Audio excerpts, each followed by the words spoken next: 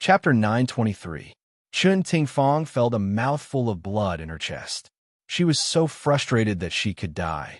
After a while, she squeezed out a few words from between her teeth. Really? Ha! Ji Bowen's expression became serious. He said slowly, Ahan, your feelings for your family are very good. However, you can't be heartless towards outsiders. If you can help them, help them. Don't act according to your whims. Do you understand? I understand, Dad. I'm just kidding. Ji Yunhan's indifferent attitude made Chun Ting Fong's heart sink. She knew that Ji Yunhan was serious. He would never help someone he did not like. Even if Ji Bowen was suppressing him, he would still not listen.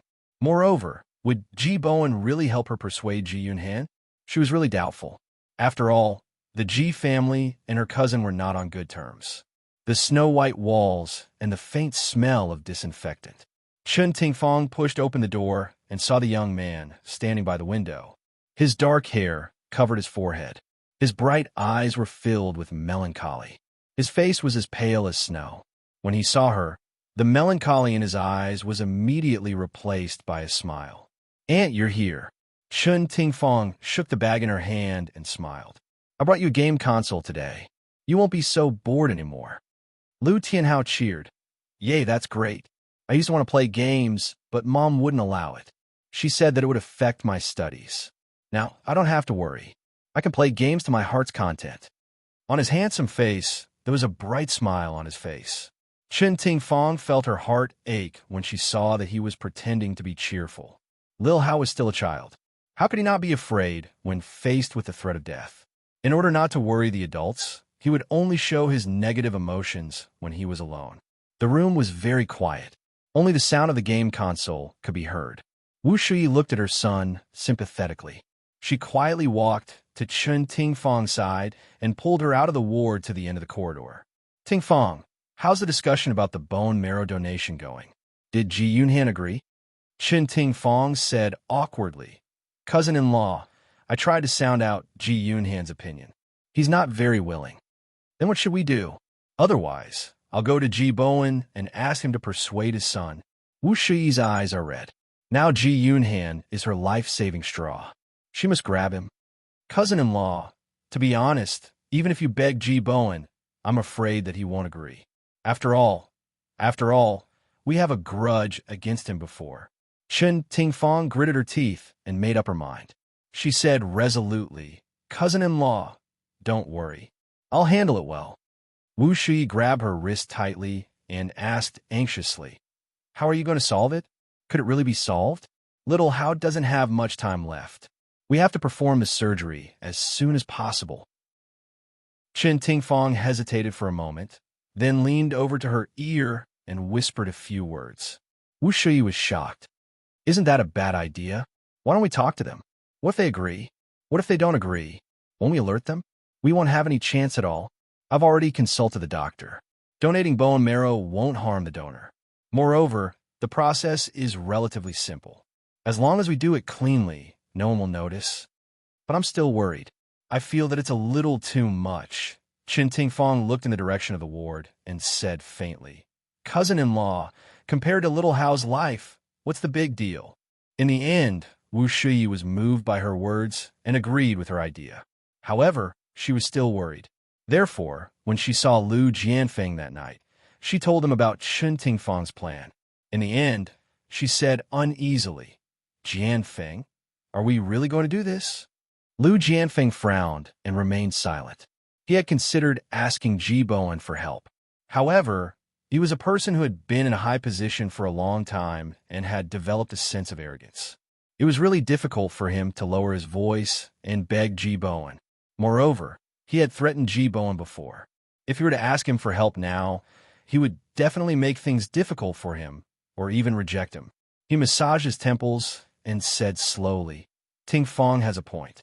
If Ji Bowen doesn't agree, we'll alert them again. It'll be very difficult to carry out our plan in secret. This meant that he agreed with Chun Ting Fong's idea. Wu Shui didn't know why, but she felt relieved.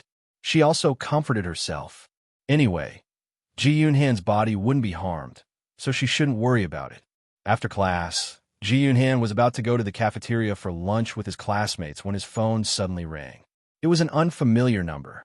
He pressed the answer button, and a middle-aged man's deep voice came from the other end of the line. "Hello, is this Ji Yunhan?" "Yes, I am." "Who is this?" "I'm Dr. Zheng from Second Hospital. Have you received the medical examination report that was sent to your house last time?" "Yes, I have." "Is there a problem?" Ji Yunhan looked up and gestured to his classmates who were urging him to wait. "It's like this. We accidentally mixed up your blood sample with that of another examiner. Please come to the hospital today and have it rechecked." Ji Yunhan frowned. "How could this be? You guys are too reckless." Dr. Zheng apologized again in a good-natured manner. Ji Yunhan had no choice but to say reluctantly, "I still have class today. How about tomorrow?" "All right then. 10 o'clock tomorrow morning in room 304 of Building 1. Please look for Dr. Zheng when you arrive." Ji Yunhan was speechless. What kind of lousy hospital was this? How could they mix up a blood sample? He shook his head and temporarily put the matter to the back of his mind. Then he moved closer to his desk mate, patted him on the shoulder with a smile, and went to have lunch with him. The next day was Saturday. Ji Yunhan was about to leave after lunch when Ji Yuqi stopped him and asked casually, "Ahan, are you going out? Where are you going?" Ji Yunhan had a bitter expression on his face. "I'm so unlucky. There's nothing wrong with your medical reports. Only mine. They said there was a mistake with the blood sample. They wanted to do a blood test again. I'm going to that hospital now." Ji Yuqi had already made an appointment with Lin Yushi to play golf. When she heard his words, she did not take it to heart. She smiled and waved her hand. "It's your fault for being so unlucky. Hurry up and go. Come back early in the afternoon. I'll personally make soup for you to replenish the blood you've lost." "Okay, I'll go first. Bye, sis." Ji Yunhan ran off like the wind. Ji Yuqi shook her head in amusement. She looked at the time and saw that it was already late. She quickly finished her breakfast and left in a hurry. Ji Yunhan found the examination room according to the address given by Dr. Zheng. A man wearing a mask and a white coat nodded at him. "Then let's start now." The man first measured his blood pressure and then wanted to draw his blood. He curled his lips helplessly and rolled up his sleeves. He muttered, "Don't make a mistake this time. Although I'm a man and am not afraid of pain, drawing so much blood makes me dizzy. Don't worry, we won't make a mistake this time." The doctor comforted him with a few words and inserted a long needle into his blood vessel. He took out a large tube full of blood. He looked at the dark red blood in the syringe and felt his scalp go numb. "Come, drink some sugar water and rest." A young nurse handed him a glass of water. He said, "Thank you," and took it. After drinking it, he felt that it was a little bitter. Maybe it's because there's too much sugar. It's so sweet that it's bitter, he thought. He put the glass on the table and wanted to stand up. Suddenly, he felt dizzy and his vision turned black. He quickly held onto the back of the chair and vaguely heard someone say, "Don't move. Rest for a while. You're scared of blood." His lips moved twice. He wanted to speak, but his voice seemed to be stuck in his throat. No matter how hard he tried, he could not speak. His eyelids were swollen, and he slowly closed his eyes. With a thump, he fell onto the chair. Ji Yunhan slowly opened his eyes. The dazzling light pierced his eyes, causing them to ache. He reflexively closed them, then slowly opened them again. The nurse's gentle voice entered his ears. "Ah, you're awake. You suddenly fainted. You gave us a fright." He turned his head and looked at the nurse standing at the head of the bed. "I fainted?" he asked in a daze. The nurse's eyes curved. "Yes, you fainted. You've been asleep for 2 hours. Are you okay? Do you want me to inform your family?" "I'm fine." "There's no need to inform my family." Ji Yunhan felt numb all over. It was as if he had been electrocuted. There was also a sharp pain in the back of his buttocks. He sat up with his hand on his forehead and slowly got off the bed. When he stood on the ground, he felt a sharp pain in his buttocks.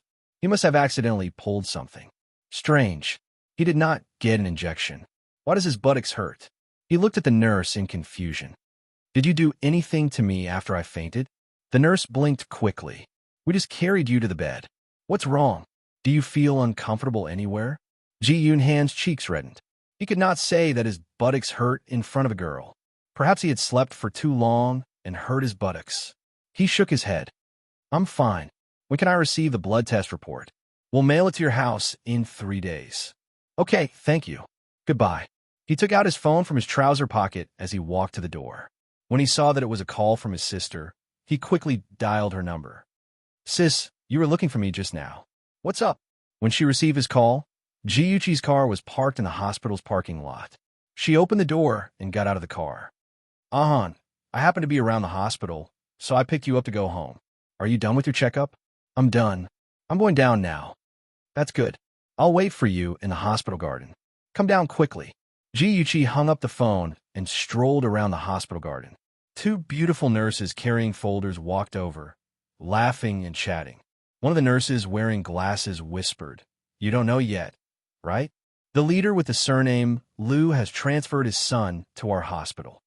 You're talking about Liu Jianfeng? Oh my God, what illness does his son have? Why haven't I heard about it in the news? Are you dumb? Who is Liu Jianfeng? He definitely has to keep a secret. How could he let the media know about his son's illness?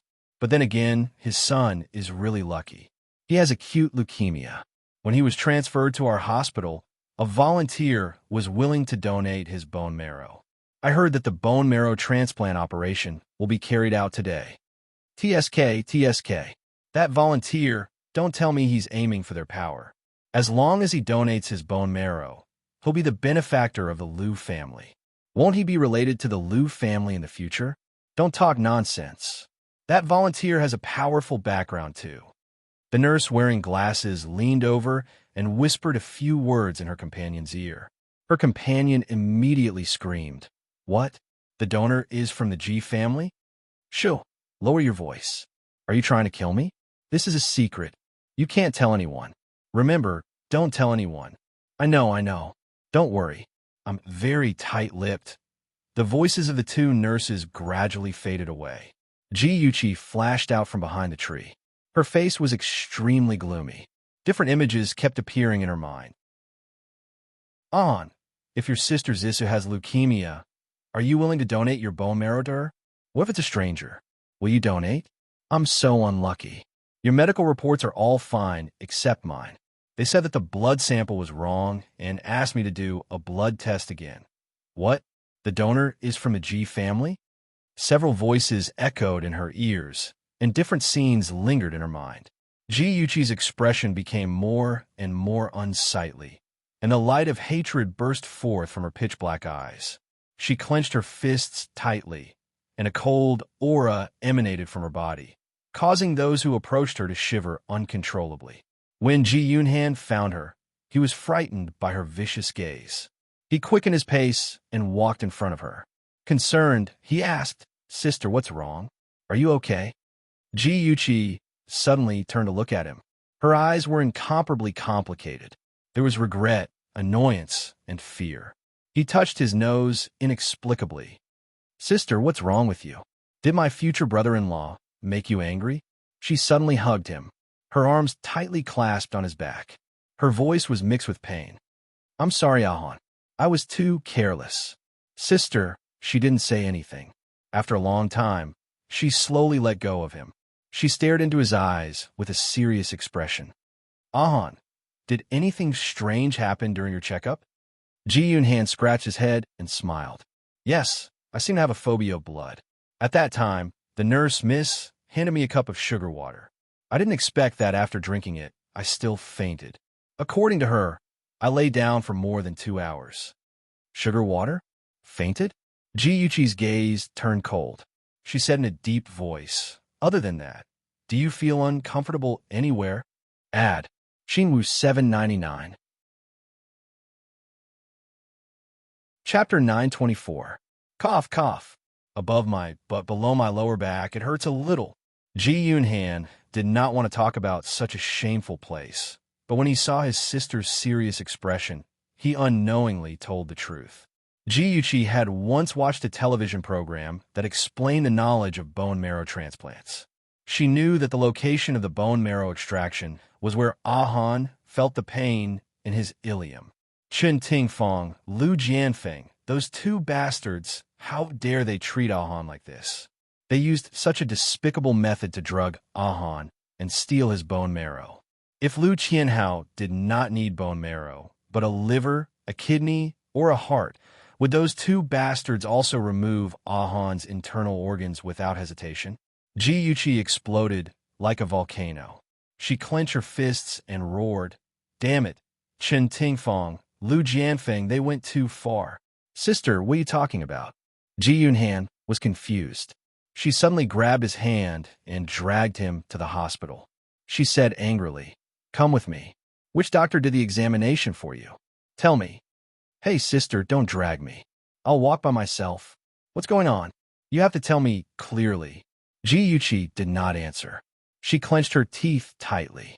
She was afraid that if she opened her mouth, she would not be able to resist cursing those two bastards. She dragged her brother all the way until they entered the elevator. Only then did she manage to suppress her anger. She faced her brother and told him her suspicions. "Ahan, Lu Jianfeng's son has acute leukemia and needs a bone marrow transplant. I suspect that your bone marrow matches his. And just today, your bone marrow was extracted." Ji Yunhan was shocked. He widened his eyes in disbelief. "How did you know?" Ji Yuqi clenched her fists and told him her deduction concisely and quickly. She said, "Although it's just my speculation, it's very likely to be true. Later, I'll verify it with the doctor who extracted your blood." The examination room. "Yes, Madam Chun. I've taken care of it. Don't worry, I'll keep his secret." Dr. Zheng stood facing the window and spoke to the person on the other end of the phone. Suddenly, with a bang sound, the door was pushed open heavily. He turned his head in surprise and saw the two people walking in through the door. His expression changed immediately, and he quickly said to the person on the other end of the phone, "I have an accident here. I'll hang up first." Dr. Zheng glanced guiltily at the expressionless Ji Yunhan before shifting his gaze to the equally expressionless Ji Yuqi. He gripped his phone tightly and tried to maintain a calm smile on his face. "Is there anything I can help you with? You're the Dr. Zheng who drew my brother's blood, right? I have a question for you." Ji Yuqi coldly stared into his eyes, as if she wanted to see through his eyes and see through his internal organs. Dr. Zheng broke out in cold sweat. "I don't dare to ask." "What's the question, Miss Ji? Please ask." Ji Yuqi looked at him coldly and said sternly, "Let me ask you, who gave you permission to extract my brother's bone marrow without permission? Who gave you the right to do so?" Cold sweat broke out on his forehead, but his expression was calm. "Miss Ji, what do you mean by that? I've never extracted your brother's bone marrow." Ji Yuqi said sternly, "Good, very good. It doesn't matter if you don't admit it. My brother's iliac bone must still have a needle hole. We can find evidence of your crime through an X-ray examination." Then, she turned to Ji Yunhan. "Ahan, let's do the examination now. I want those who stole your bone marrow without your permission to pay the price. Miss Ji, please wait." Dr. Zheng rushed forward and blocked their way. He said anxiously and painfully, "I admit that I did extract Ji Yunhan's bone marrow, but Madam Chun told me that Ji Yunhan agreed to donate his bone marrow, so..." Ji Yuqi said sternly, "Did Chen Tingfang really say that?" Dr. Zheng quickly explained, "Yes, she said that Ji Yunhan agreed to donate his bone marrow, but Mr. Ji Bowen didn't know about it. Therefore, she wanted me to collect the bone marrow this way to prevent Mr. Ji Bowen from finding out. Don't you know that Ahan is only 17 years old? He's still a minor. Even if he made the decision to donate, he would need his guardian's approval. How dare you say that you want to hide it from my father? What kind of doctor are you? It's a disgrace that your hospital has a doctor who doesn't care about professional ethics like you." Ji Yuqi was truly furious. She glared fiercely at him, each question louder than the last, making him unable to show his face. His face alternated between red and white, and he opened his mouth, unable to say a single word for a long time. She snorted and mocked. "Chen Tingfang must have given you a lot of benefits. Also, our dear and respectable leader Lu Jianfeng must have given you benefits too. Am I right, Zheng? Doctor, give birth." The heavy emphasis on the word doctor was like a heavy hammer that hammered Dr. Zheng's conscience. He had indeed received a lot of benefits, but the benefits had blinded him and made him forget his duty to save lives and heal the wounded. He hung his head in guilt. "I'm sorry, Miss G, young Master G. I know I'm wrong. Please give me another chance. This job is really important to me."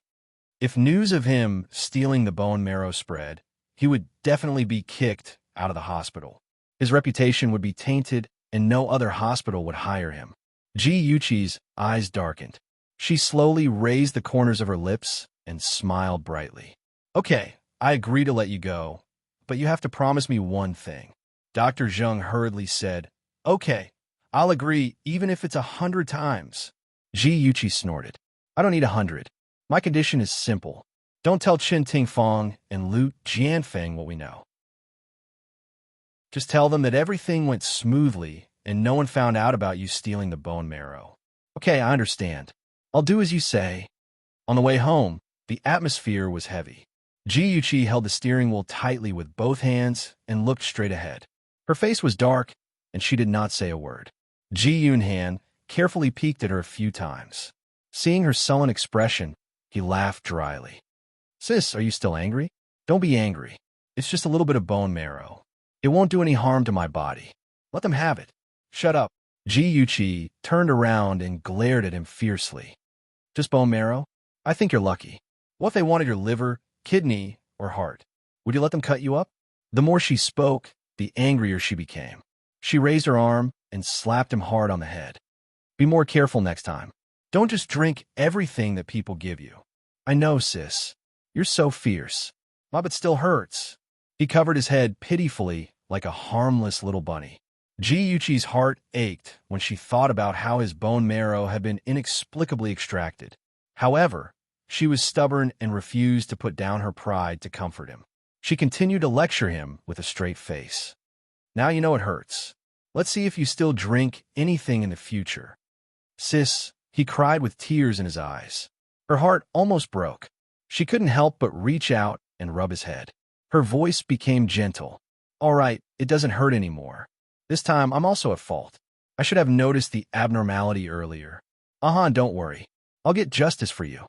If Lu Jianfeng told her honestly that Lu Tianhao was sick and needed Ahan to donate his bone marrow, she wouldn't refuse. She believed that Ahan wouldn't refuse either.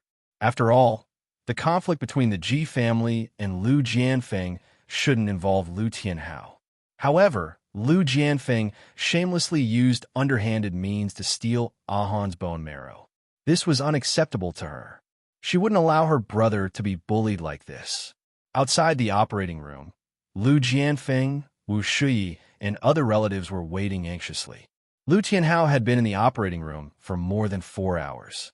They didn't know what was going on inside. To them, every minute was torture. "They're out. The doctor is out." Lu Jianfeng rushed to the doctor first. "Doctor, how's my son?" "Don't worry. The patient's surgery was very successful. He just had surgery and his immune system is weak. He doesn't want too many people to visit him at once." Lu Jianfeng's eyes reddened. He nodded heavily. "Thank you." In the ward, Lu Jianfeng and his wife saw their son who had just had surgery. He was lying among a pile of instruments. There was an IV drip on the back of his hand. His face was pale, and he hadn't woken up yet. Wu Shuyi leaned into her husband's arms and couldn't help but cry. Lu Jianfeng hugged her shoulder and whispered, "Don't be sad. Little Hao will get better soon." Chen Tingfang, who had been waiting anxiously at home, heard that the surgery was a success. She locked herself in the room and danced with joy. On the other hand, Ji Yuchi got a piece of information from Liang Yu. The little girl that Lu Jianfeng brought to the hospital that day was called Wang Yingying. Her mother, Wang Menghan, was a teacher at Chinsi Kindergarten. It was said that she used to live in Hansheng and had just moved to Ying City. When Ji Yuchi saw Wang Menghan's photo, her eyes narrowed. She couldn't believe what she saw. The woman carrying the child in the photo looked very similar to Chen Tingfang. Something flashed through her mind. She asked hurriedly, "Liang Yu, what's the relationship between Wang Menghan and Lu Jianfeng?" Liang Yu was silent for 2 seconds and said, "Actually, I've been secretly monitoring Wang Menghan and Lu Jianfeng. I found out that the two of them have only met once. It was when Lu Jianfeng sent Wang Yingying to Wang Menghan's place. Moreover, Lu Jianfeng stayed at her place for less than 10 minutes. The two of them seemed to be just ordinary friends. Ji Yuqi's gaze turned cold. She stared at the photo in her hand. She didn't believe that Lu Jianfeng and Wang Menghan's relationship wasn't that simple. Just the fact that Wang Menghan looked so similar to Chen Tingfang was very suspicious. Add. Hongsha 866. Chapter 925. She kept thinking back to the times when Lu Jianfeng and Chen Tingfang interacted. She realized that whether it was in her previous life or this life, Lu Jianfeng was infinitely tolerant and caring towards Chen Tingfang. Sometimes, his care and concern even made people feel that it was a bit excessive. Between the two of them, was it really just a pure relationship of cousins? Perhaps it was because she had seen too much of the filth of the world, but Ji Yuqi's thoughts were no longer that of a young lady who didn't know the ways of the world. Just by looking at some clues, she could associate some evil things with it. She thought for a moment and said in a low voice, "Liang Yu, I want you to do me a favor. Continue to keep an eye on Lu Jianfeng and Wang Mingyao, and..." She lowered her voice and made an outrageous request. "Help me get Wang Mingyao's hair." "Okay, no problem." After Lu Tianhao's operation, there were no signs of rejection. He recovered well. Lu Jianfeng was relieved and began to put his energy into work. He was busy every day and often went to the countryside or remote places to inspect the work. He could not go home on time. Sometimes, he would only go home once every 2 or 3 days. However, he would call Wu Shui every day to ask about his son's condition. Wu Shui had been used to it. She had to be prepared to be alone when she married a powerful husband. In order to take care of her son, she quit her original job and stayed in the hospital almost every day to accompany her son. One day, Wu Shui was carrying the chicken soup she made and was about to send it to the hospital. The phone in her pocket suddenly vibrated. She opened it and saw a message from an unknown number. "Do you want to know what your husband is busy with every day? Go to this address and you'll find the answer." Wu Shui shook her head in amusement. She just thought that someone was playing a prank. She put the phone in her pocket and ignored it. About 5 minutes later, the phone vibrated again. It was a message from the same number. "Why are you scared? Poor woman who has been kept in the dark." She quickly replied, "Please don't play any more pranks on me. I'll be angry." "Haha, pranks? You are deceiving yourself." Wu Shui's fingers trembled. She quickly replied, "Who are you? What is your purpose?" After sending the message, it was like a stone sinking into the sea. She waited for a long time, but did not receive a reply.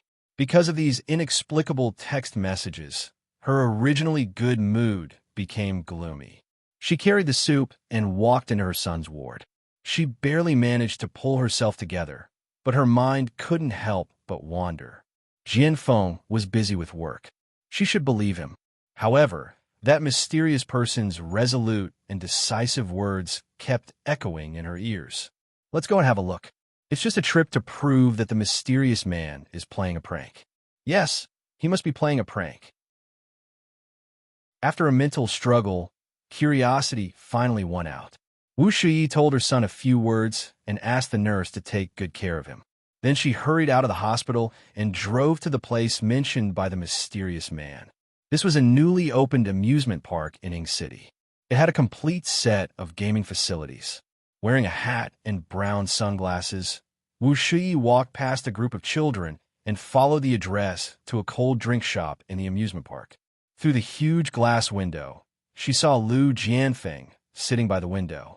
Even if he was wearing sunglasses, as his wife, how could she not recognize him?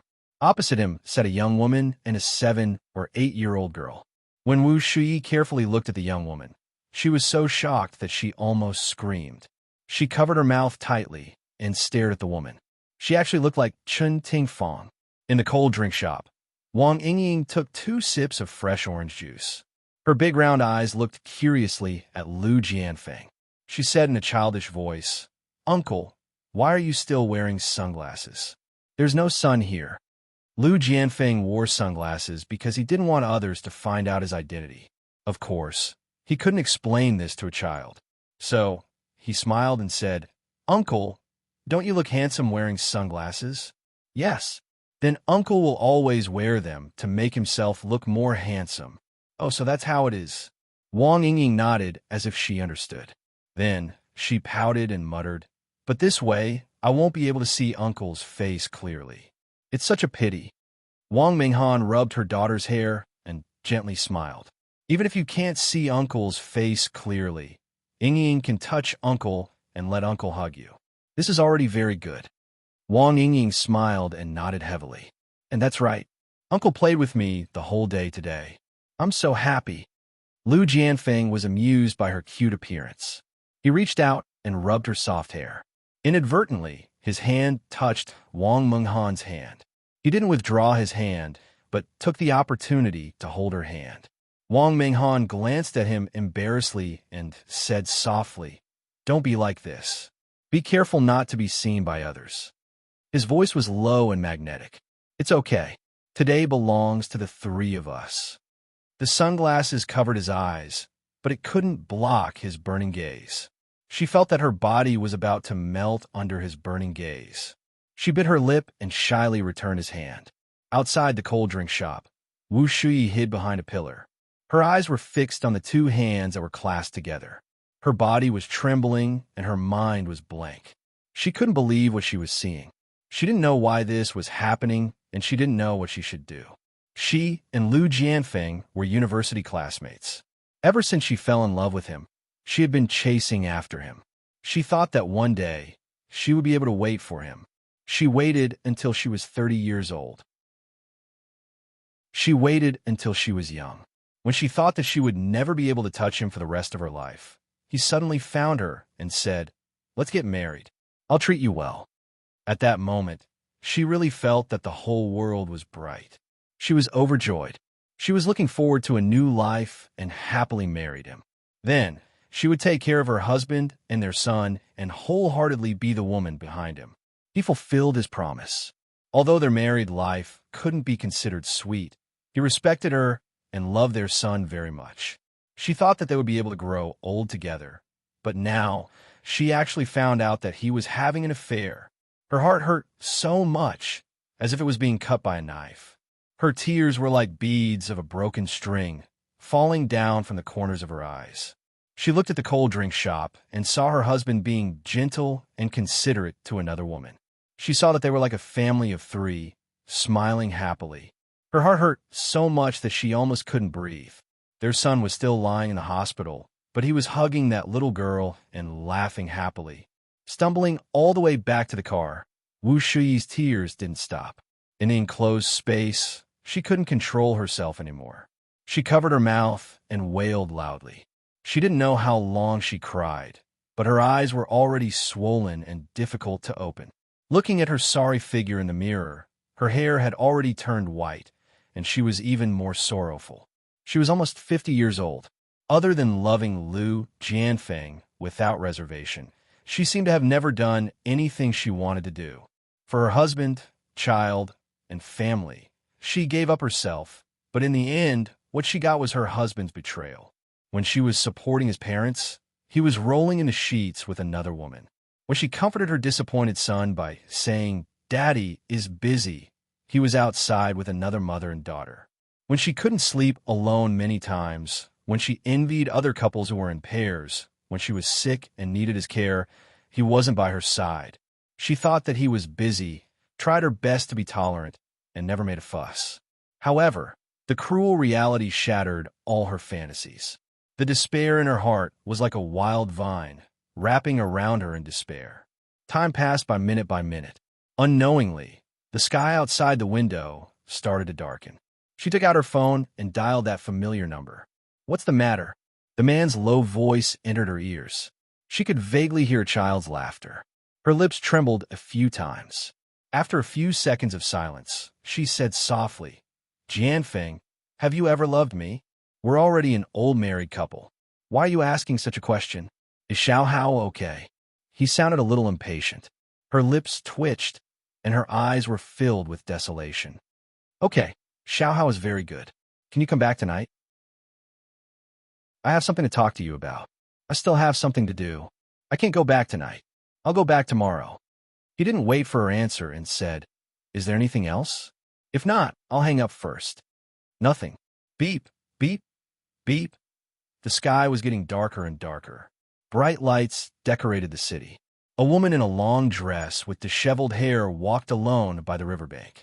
She had been wandering around the riverbank for more than an hour. She was like a walking corpse without any thoughts. She was just walking mechanically and aimlessly. A car was parked not far from her. Ji sat in the driver's seat, holding a pair of binoculars and staring from afar. She had sent that text message to let Wu Shuyi know about Lu Jianfeng's affair. She didn't want to force Wu Shuyi into a dead end. Therefore, she had been following behind Wu Shuyi to prevent her from taking her own life. After waiting for more than 10 minutes, Wu Shuyi left the riverbank and returned to the car. After she started the car, Ji quickly followed. Wu Shuyi drove to the hospital to visit her son. Just as she opened the door to the ward, her son immediately looked up and said unhappily, "Mom, where did you go this afternoon? I called your phone, but it was turned off. I was so worried about you." She walked to his side, hugged him with both hands, and said softly, "Xiao Hao, don't worry. Mom will be fine. Even if it's for you, Mom will be fine." "Mom, you're so strange today. Are you hiding something from me?" Awesome novel, Xinwu 799. Chapter 926. Lu Tianhao was very sensitive. He raised his head and stared at her face, trying to find clues from her face. Wu Shuyi smiled and rubbed his head. "What can I hide from you? I'm just a little tired. Are you feeling unwell today?" "I'm fine, Mom. Since you're not feeling well, you should go home and rest. There are nurses taking care of me in the hospital. You don't have to worry." "Okay." She caressed her son's cheek. Her son and her husband looked alike. Looking at him was like looking at her husband when he was young. Her heart, which was numb from the pain, twitched again. At night. "Who are you? What's your purpose for letting me see that?" Ji came out of the bathroom and saw a message on her disposable SIM card. It was from Wu Shuyi. She smiled, picked up the phone, and replied, "I'm someone close to you. I just feel sorry for you, so I'll let you find out the truth. I don't believe you're so kind. Tell me what you're trying to do." Ji did not follow her train of thought. Instead, she changed the topic. "Aren't you curious about the little girl's background?" The person on the other side of the phone was silent for a long time. It was so long that Ji almost fell asleep. Suddenly, she heard the sound of a message and woke her up. That child, is she really his illegitimate daughter? Seeing the message, Ji sighed. Liang Yu took Wang Yingying's hair and compared her DNA with Lu Tianhao's.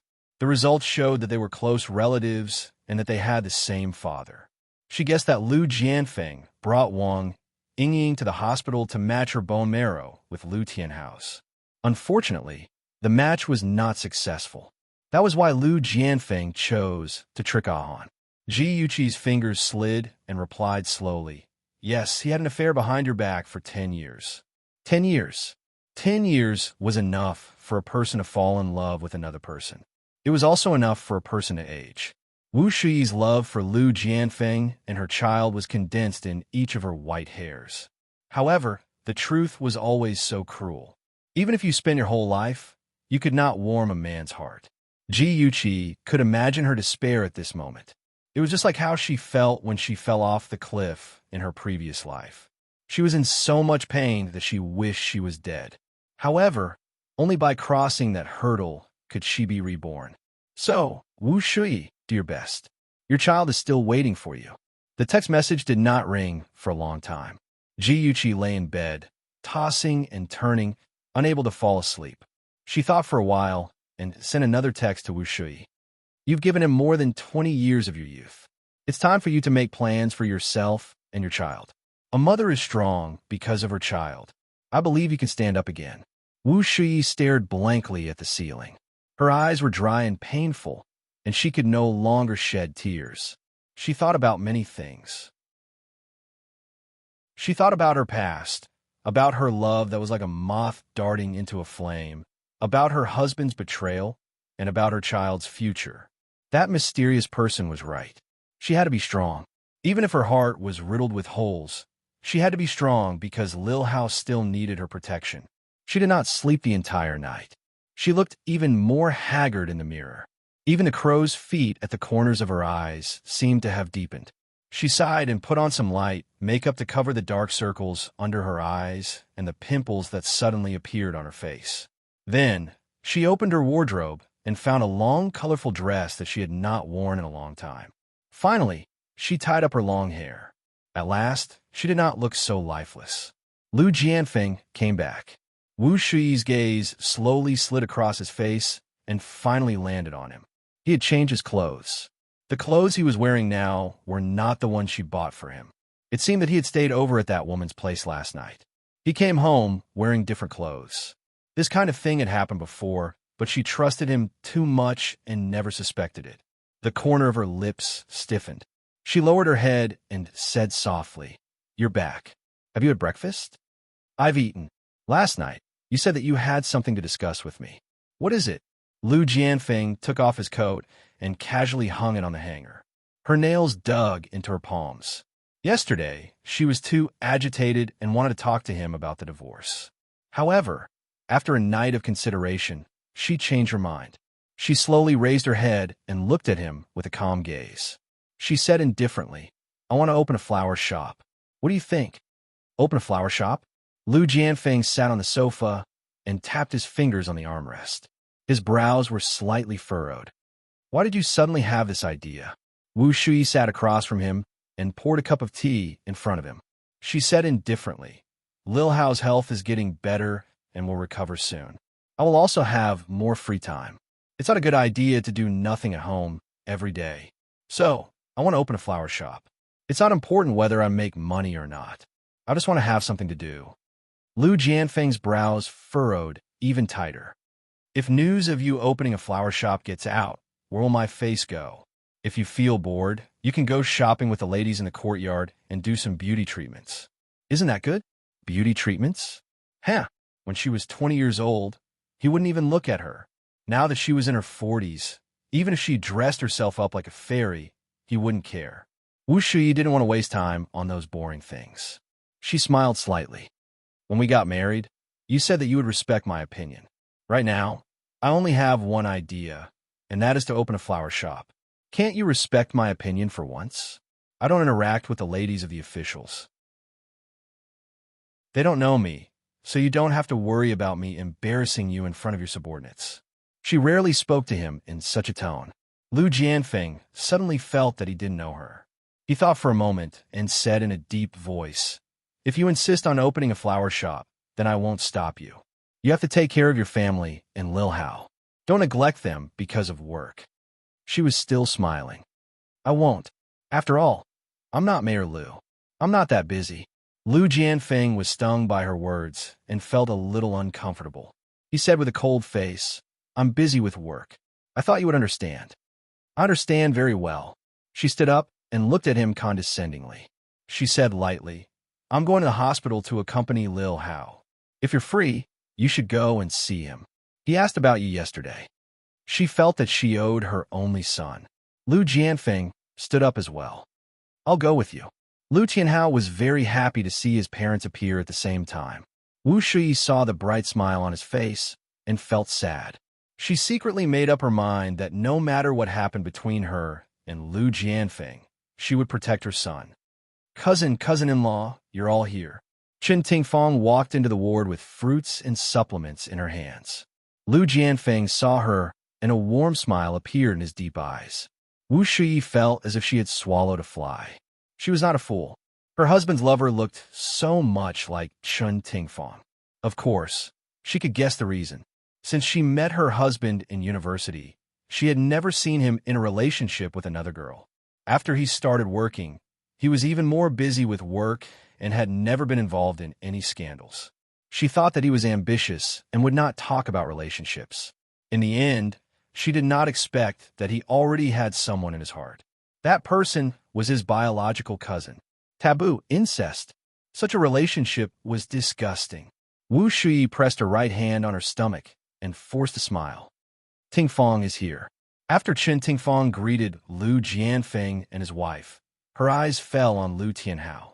She smiled and said, "Little Hao, you look so good today. Are you too happy to see Mom, Dad, and Annie?" "Yes, Auntie. The game console you gave me is so fun. What good things did you bring for me today? You little brat. You really don't hold back. But fortunately, I came prepared. Dang, dang, dang. Look at what this is. It's the latest iPhone. There are many fun games downloaded in it. I'm so touched. Auntie, you are so good to me." Seeing that his son was getting along well with Chun Tingfang, Lu Jianfeng's smile deepened. He patted his son's shoulder, indicating that he should not be too naughty. Wu Shui felt even more uncomfortable. She took the fruit plate and said that she was going to wash the fruits. She hurriedly left the strange scene. In the following days, Wu Shui's attitude towards Chun Tingfang slowly changed. She was not as intimate as before, only polite and distant. However, no one except herself noticed. With her efforts, the flower shop opened for business.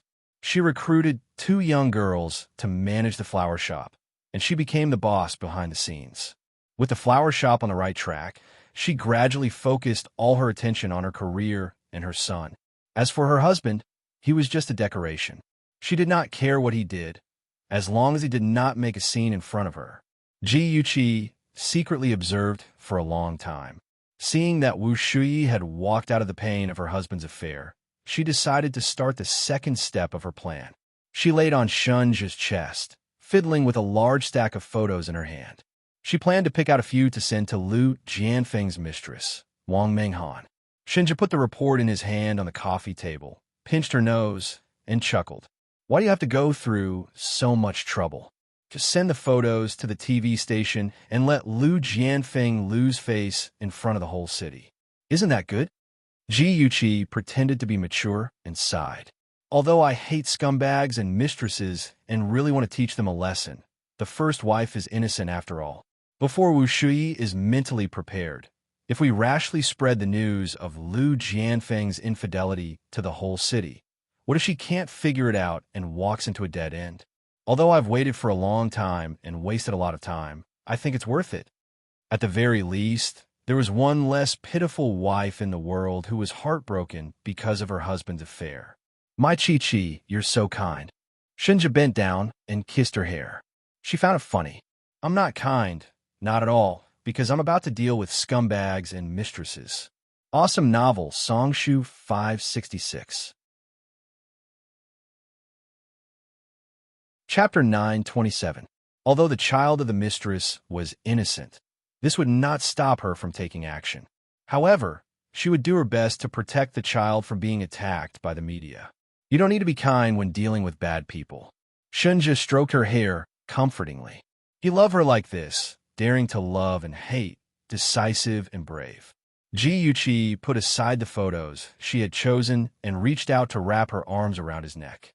She kissed him on the lips and smiled sweetly. "In this world, only you can accept me unconditionally. Of course, I'm your husband."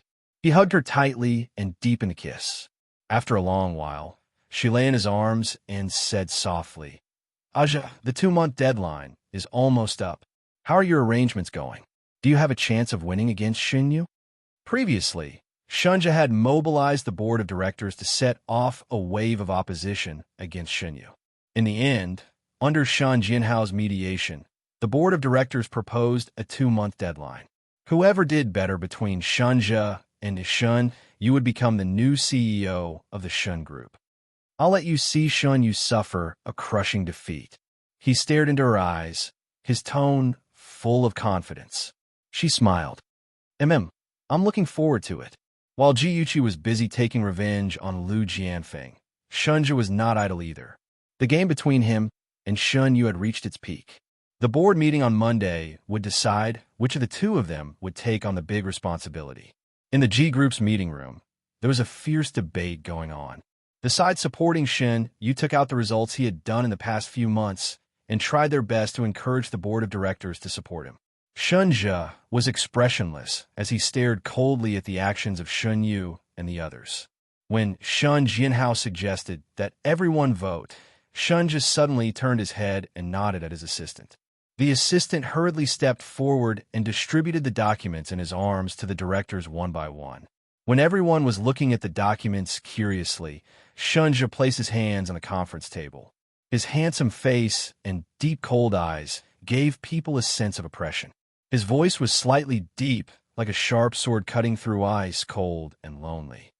Everyone, what you are holding in your hands is the financial statement for the last quarter. Shen Jianhao frowned unhappily. Haven't we already seen the last quarter's financial report? Shunja looked up at him. His gaze was calm and emotionless. This is the real financial statement. Shen Jianhao's expression changed. What do you mean? The corners of Shunja's lips curled up slightly, and his gaze was calm. It literally means that the first report you saw was embellished by someone and increased the profit by 10%. In addition, Hung Yang Technology, which Shun Yu had proposed to acquire, was still in a state of loss. It was not the 3 million monthly profit that was reported in the report. Now, what you are holding in your hands is the real financial statement. Everyone burst into an uproar, as if a pot had exploded. One by one, they buried their heads and carefully flipped through the report. Shin Yu's face was ashen. He suddenly slammed the table and angrily said, "Chinja, don't talk nonsense. The report I sent to everyone just now is the real account. This one is fake. Since we each have our own version of the story and the directors can't tell the truth, I will invite a witness to prove what I said." It was a casual sentence, as if they were discussing what to eat for breakfast. However, his deep and cold eyes revealed an unquestionable toughness. After he finished speaking, the door of the conference room was pushed open. 3 men in black suits carrying briefcases walked in. The one walking in front was a foreigner with a cold face. Shinja stood up and politely shook hands with him. Then, he introduced him to everyone. "This is Mr. Mike, the chief auditor of PricewaterhouseCoopers. He has audited the accounts of the top 10 companies in the world and has never made any mistakes. Today, I invite Mr. Mike here. He will tell us which financial statement is the real one." After listening to Shunja's words, Shin Yu's face turned ugly. He knew Mike. Mike was known as the Sherlock Holmes of the auditing industry. As long as there were false accounts or omissions, as long as they passed through his hands, they would be exposed. In addition, Mike had another nickname, the Iron Mask Killer. It means that no one can buy him. He only works for the boss who hired him. Shinyu had a premonition that he had fallen into Shunja's hands this time. The audit work would last for 3 days. Therefore, the board meeting was suspended and postponed until the provincial results came out. At the end of the meeting, everyone left with a bellyful of thoughts. Shinyu was full of hostility. He blocked Shunja at the door of the conference room. His fierce and cold eyes were filled with hatred. He wanted to tear Shunja apart. "Shunja, your methods are really brilliant." Shunja's expression was indifferent. He pushed Shunyu's hand away from his collar. Then, he used his finger to lightly flick the place where Shunyu had grabbed him. He said indifferently, "Same here. To be able to think of falsifying the accounts, your methods are also very superb. Moreover, it is very despicable." Shunyu's face froze. He had the urge to pounce on him and wring his neck. He gritted his teeth and said, "My assistant is one of your people. When did you arrange for him to be by my side?" That's right. This was the thing that made him most angry. He was actually betrayed by the people around him. Only his assistant and the financial director knew that he had falsified the accounts. The financial director was his biological uncle. Of course, it was impossible for him to betray him. Then, the only person who could be judged was his assistant. The corner of Shunja's mouth curled up slightly. His tone was light, as if he was disdainful. "When you were just promoted to CEO, I knew your every move in the Shun group like the back of my hand." Shunja. Shunyu was so angry that he was about to vomit blood. This feeling of being despised and completely suppressed was simply terrible. "Excuse me, I'm very busy." Shunja's expression was cold as he threw out these words. He passed by him and directly left his sight. Shunyu was so angry that he punched the wall. His malicious eyes stared at the man who had disappeared into the distance. In his heart, he had already torn him into pieces. Shunja specially arranged an office for Mike and his 2 assistants. He also gave the 3 of them special privileges. As long as the 3 of them needed relevant information, the company's employees had to cooperate. The 3 of them ate and stayed in a 5-star hotel. Shunja sent several bodyguards to secretly protect their safety in case Shinyu became desperate and threatened their personal safety. During the 3-day audit, all the company's executives were tense, especially Shinyu and Shun Jianhao. They anxiously discussed countermeasures. In the end, they decided to start with the directors of the board of directors. As long as they could get the majority of people to stand on their side, even if Shunja found out about the falsification of the accounts, it would be useless. Shunyu racked his brains and used all kinds of methods to coerce the directors. In the end, there were finally 2 people who had originally remained neutral who agreed to support him. Finally, the day of the final decision had arrived. In the huge conference room, everyone present was affectionate and serious as they focused on the direction of Mike. Mike took the audit results from his assistant and announced in English. After the review, the financial statements of the Shun Group have a phenomenon of false reporting of profits. Mr. Shunyu advocated the acquisition of Hongyang Technology, which had a total loss of 27 million last quarter. In addition, the financial director misappropriated public funds amounting to 12 million. Everyone was shocked. Shunja had mentioned the false reporting of profits in the last meeting, so they were not very surprised. They were surprised that the financial director, Tao Mingliang, had misappropriated public funds amounting to 10 million. Shun Jianhao and Shinyu were also very surprised. Tao Mingliang was Shun Jianhao's brother-in-law and Shun Yu's biological uncle. How could he do such a thing? Everyone present could not believe it. They either whispered to each other or shook their heads and sighed. Shun Jianhao and his son were shocked and angry at the same time. Only Shunja remained unmoved. His expression was as usual. His dark eyes were like a deep pool that had been silent for thousands of years. No matter if it was a breeze or a storm, it would not cause the slightest ripple. Shunja's cold eyes slowly looked around. His cold voice was slightly low. Now, the matter is very clear. I ask everyone to make the wisest judgment and start voting. They implemented a simple secret ballot. The secretary, Miss, collected all the votes. The assistant was responsible for counting the votes. The results showed that Shun Yu and Shunja were tied. Shun Yu's heart was finally at ease. He raised his chin, looked around, and said proudly, "The result is that Shunja and I are tied. Everyone, what should we do now?" Shunja said slowly, "It's easy because I haven't started voting yet." Shun Yu sneered. "Have you forgotten that we are candidates? We are not qualified to vote." Shunja looked up at him and said indifferently, "As a candidate, I am not qualified to vote. But as the owner of 20% of the shares, I have the absolute right to speak." Shinyu could not hold back and retorted loudly, 20% of the shares? You are lying through your teeth. We all know that you only have 10% of the shares in your hands. Shunja's lips curled. Zhongxin Technology Corporation has acquired 10% of the shares from Wang Fuhai, and I am the chairman of Zhongxin Technology Corporation. In my hands, I now have 20% of the shares of the Shun Group. Even if I want to acquire the Shun Group, it is just a matter of words. The meeting room was once again in an uproar. Shun Jianhao was so angry that his face and neck were red. Acquire the Shun Group? This was definitely a threat. He was so angry that he was speechless. Was that bastard his son? Why did he always go against him and even want to ruin his family business? He really wanted to strangle his eldest son to death. Shinyu felt like he was struck by lightning. There was only one voice that kept echoing in his mind. The chairman of Zhongxin Technology Corporation. F***CK. Was Shunja still human? When Zhongxin Technology Corporation was established, he was still abroad. Was his ability really that amazing?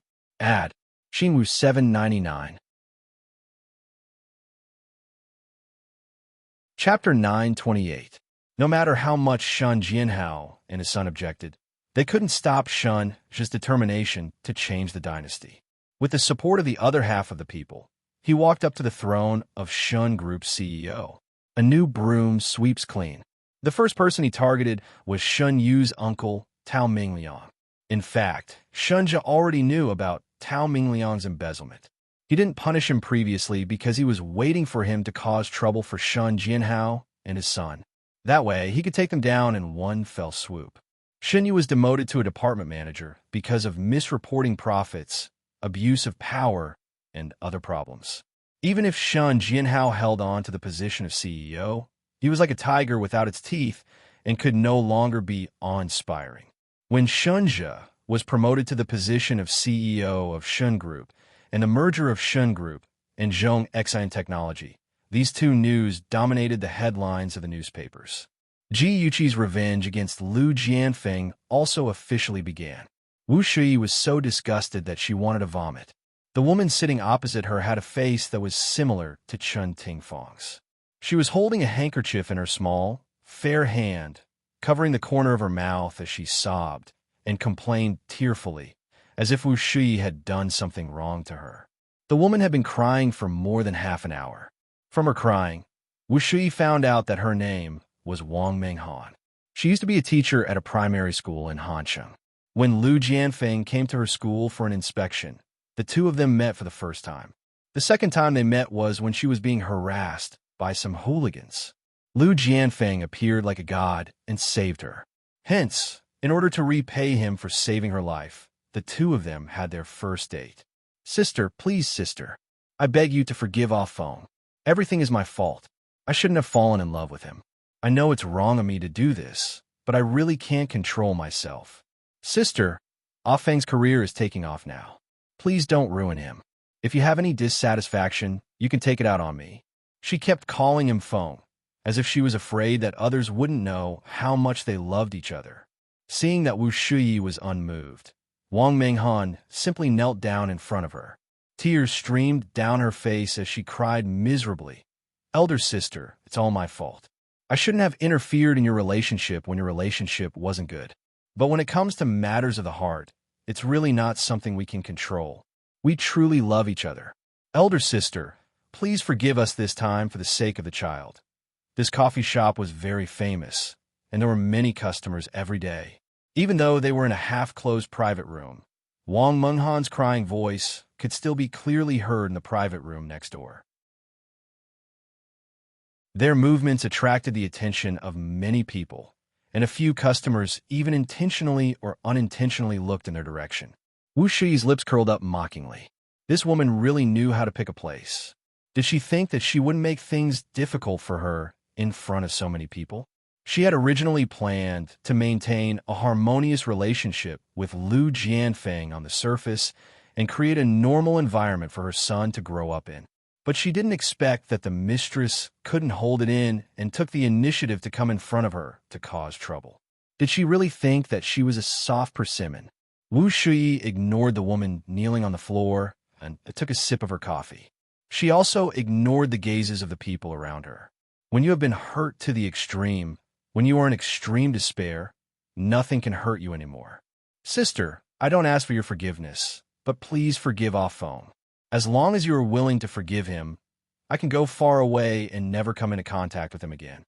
Wang Menghan raised her face full of tears, looking very pitiful.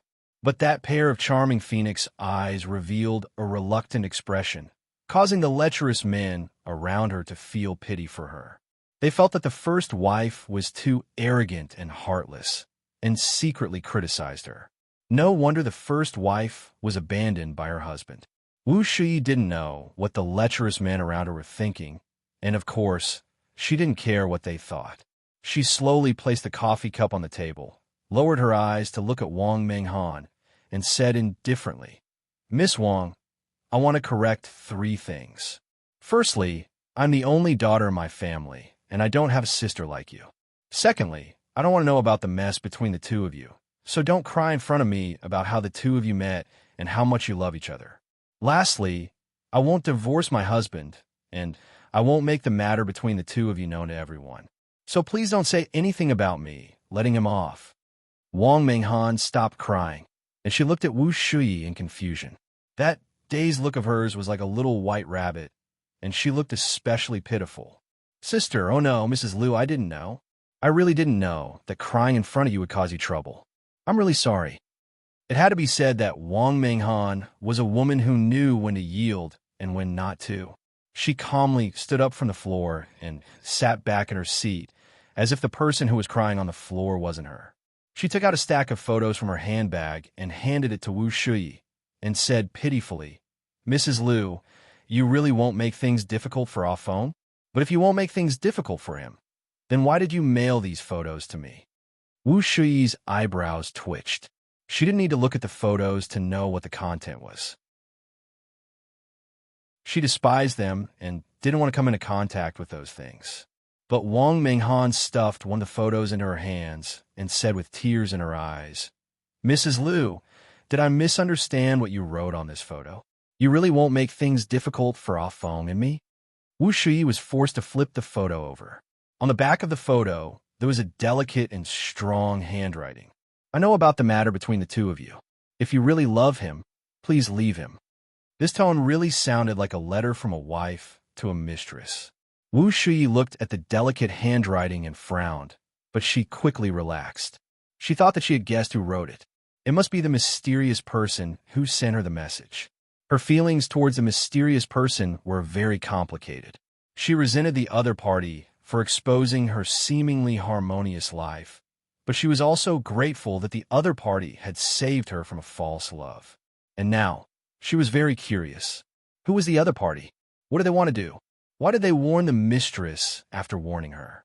She lowered her eyes and pondered. Wang Menghan's sobbing sounded in her ears again. "Mrs. Liu, whether you did it or not, I am very grateful for your magnanimity. Thank you for your understanding." "Understanding?" Wu Shuyi raised her eyebrows sarcastically. "When did I say that I would forgive you?" Wang Minghan said hesitantly. "But you just said that you wouldn't make things difficult for us," Wu Shuyi said coldly. "I only said that I wouldn't make things difficult for you. I didn't say that I would forgive you. Please don't act on your own." "I'm sorry. It's all my fault. Please forgive me, okay? I'm really sad. I didn't want it to be like this. As long as you are willing to forgive me, even if you want me to leave him, I can accept it." "Ha, what great true love. Then leave him. At the same time, go to the TV station to publicly apologize and promise that you will never seduce my husband again. What do you think of my suggestion?" "Mrs. Liu," Wang Minghan stammered. "Didn't she say that she wouldn't make things difficult for her and Feng? Why did she want her to go to the TV station to publicly apologize? Wasn't that a slap to Feng's face?" Wu Shuyi was already on the verge of exploding. As a wife, her husband was having a mistress outside. She was already very hurt. For the sake of her family, she was willing to maintain harmony on the surface. However, the mistress didn't think so. She wanted nothing more than to force her to divorce. She was furious. When she spoke, she could no longer hold back her anger. She stared at Wang Menghan's disgusting face and said sternly, "You specially invited me out and knelt on the ground to beg for my forgiveness. So, it was all talk and no action?" Wang Minghan shrunk her neck as if she was frightened by her anger. She appeared weak and pitiful. "No, sister. Listen to me. I really want to seek your forgiveness. Stop." Wu Shuyi raised her hand and interrupted her. She said coldly, "I don't see any regret in your actions at all. Or rather, you just want to cry in front of me, kneel down, and beg for forgiveness so that you can comfort your conscience. Then, you can be with my husband with a clear conscience and no longer have to bear any moral burden." "No, it's really not. I'm sincere." "Shut up. I don't want to talk to you anymore. Talking to a shameless woman like you is lowering my status and my style. You can live well with your true love. However, don't expect me to divorce him. I'm his wife. Even if he doesn't love me, he has to give me and my son some dignity." Wu Shuyi stood up and walked out of the cafe. Wang Minghan didn't care about how many people were staring at her in public. She stood up and shouted pitifully, "Sister, he doesn't love you at all. What's the point of you tying him up like this?" She had been Liu Jianfeng's mistress for 10 years and had given birth to Yingying for him. She had never fought with him or forced him to divorce. However, this didn't mean that she didn't have any selfish motives. On the contrary, she really wanted to become his wife. She really wanted Yingying to call him father and not uncle. However, she was a smart woman. She knew that doing so would arouse Lu Jianfeng's disgust, so she had been very obedient and listened to his arrangements. She was like a beast hibernating in the dark, waiting for the right time to come. This time, when Wu Shui sent her the photos, she saw hope. She thought that as long as Wu Shui took the initiative to divorce Lu Jianfeng, she would have a chance to become his wife. She had asked Wu Shui out because she wanted to use her and Lu Jianfeng's love to defeat her. She wanted to make her panic and destroy her own Great Wall. She didn't expect Wu Shui to be so powerful. She was able to counter her every move and force her into a desperate situation. Come and see. Songshu 566. Chapter 929. Wang Menghan shouted in a moment of desperation. She realized that everyone in the cafe was looking at her with disdain. She clenched her fists and bit her lips to hold back her tears. She looked straight at Wu Shui, as if she was expecting her to say something like, "I don't want that man anymore. You can go ahead." Wu Shui looked back at her expressionlessly. She only felt that the woman in front of her was extremely disgusting. She had never seen such a cheap woman. Thanks to this woman, Wu Shui also started to hate Chen Tingfang's face. Wu Shui was too lazy to walk to her side and smell the B***TCH on her. She simply stood where she was and said calmly and slowly, "You said that you were a teacher, but I really doubt what kind of students you can teach. Shameless, unethical, and immoral. Do you deserve the great title of engineer of human souls? I feel sad for your students and ashamed for your daughter. Regardless of whether I have feelings for my husband or not, as long as we're not divorced, you have no right to interfere. You also have no right to stand in front of me and say those words just now. Take care of yourself and never see you again." With that, she turned around and left, leaving behind an elegant and cold back view. In the cafe, a man in a black suit and gold-rimmed glasses clapped his hands and sighed. This first wife is really a good woman with wisdom and self-restraint. Her husband must be blind to find such a mistress. The beautiful woman sitting opposite the man teased, "Didn't you just say that the mistress is beautiful? So what if she's beautiful? She's full of vulgarity and narrow-minded. Compared to the first wife, she's just an unremarkable wild chrysanthemum." The criticism of the mistress grew louder and louder. Wang Menghan was ashamed and sad. Big drops of tears fell down. She didn't dare to stay any longer and grab her handbag to escape. After Wang Menghan fled in embarrassment, the customers in the coffee shop were still enthusiastic and talked about the story of the battle between the mistress and the ex-wife. The man who had applauded Wu Shui just now was fiddling with a small camera in his hand.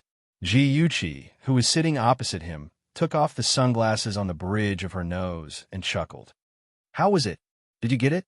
Liang Yu passed the camera to her and raised his eyebrows. "Look, my skills are professional." Ji Yuqi picked up the camera and flipped through it. She smiled with satisfaction.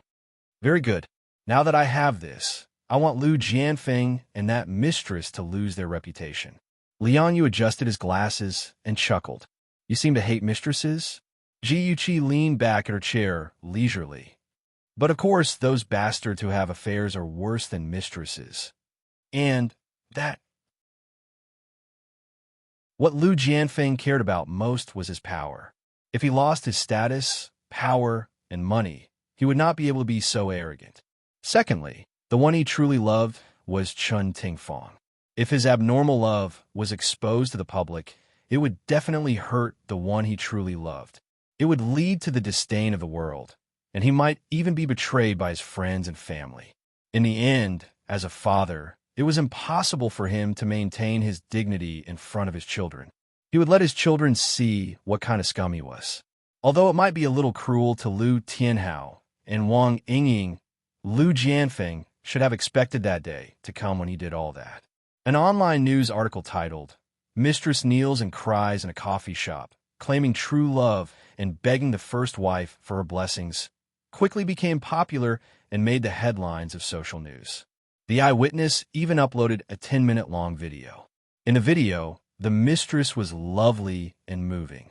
She knelt in front of the first wife and begged for forgiveness. She kept talking about the love story between her and the first wife's husband. Many female netizens stood up and scolded her, saying that the mistress was not begging for forgiveness at all. She was clearly demonstrating her power. There were also many male netizens who supported the first wife. They said that the first wife was very magnanimous and rational. She was also very well-mannered. She was way better than the mistress. This online news was quite popular. In the end, it made it to the TV news and was shown to the people of Ing City during the prime time. A rather popular program about relationships between men and women also started a heated discussion with this topic. At the scene of the program, the audience actively participated in the interaction and scolded the mistress. Just when the situation was getting out of hand, a guest suddenly said, "I wonder if everyone feels that the mistress looks very familiar?" The host was famous for his iron mouth. He said without hesitation, "After hearing what you said, I also realize that the mistress in the news looks very similar to a certain rich man's wife." The guest joked, "I wonder who the cheating husband is?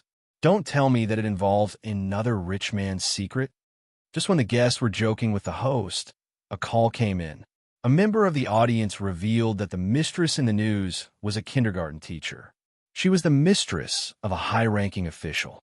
He also revealed that the high-ranking official had been keeping her as his mistress for 10 years. Hearing this news, the guests at the scene were collectively silent for a few seconds. They started to worry that the high-ranking official had seen through their mouths. They were worried that the high-ranking official would take revenge on them. On the other hand, Lu Jianfeng did watch this episode of the talk show. The worst thing was that he was watching it with his wife and child. His son's body was gradually recovering.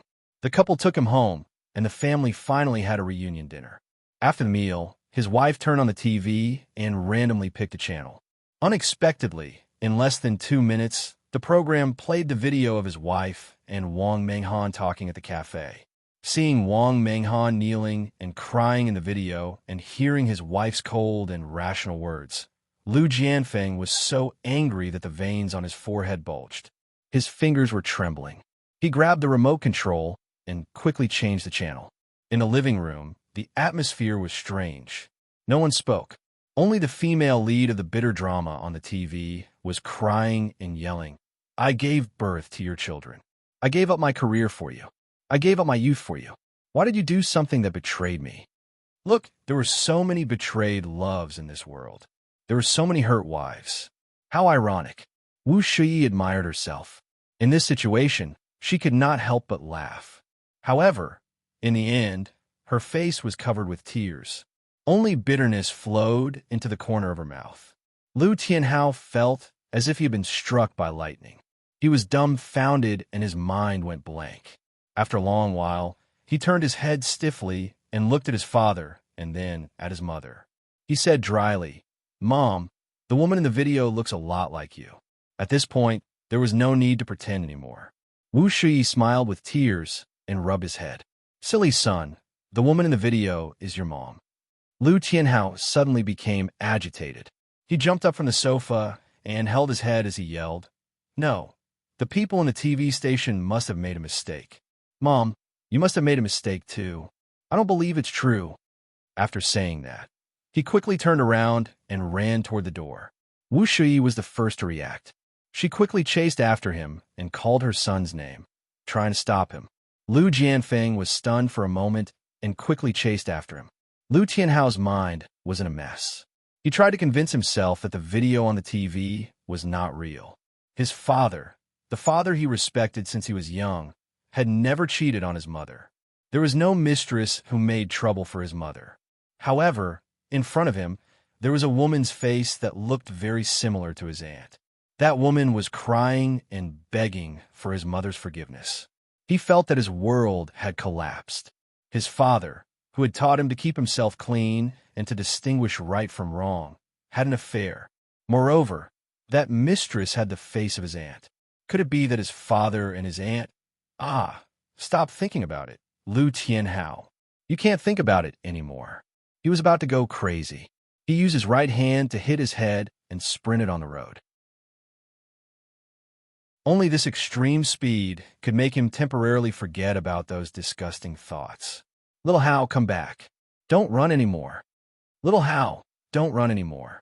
Mom is begging you. Calm down. The night was blurry and the lights were dim. His parents' hurried voices came from behind him.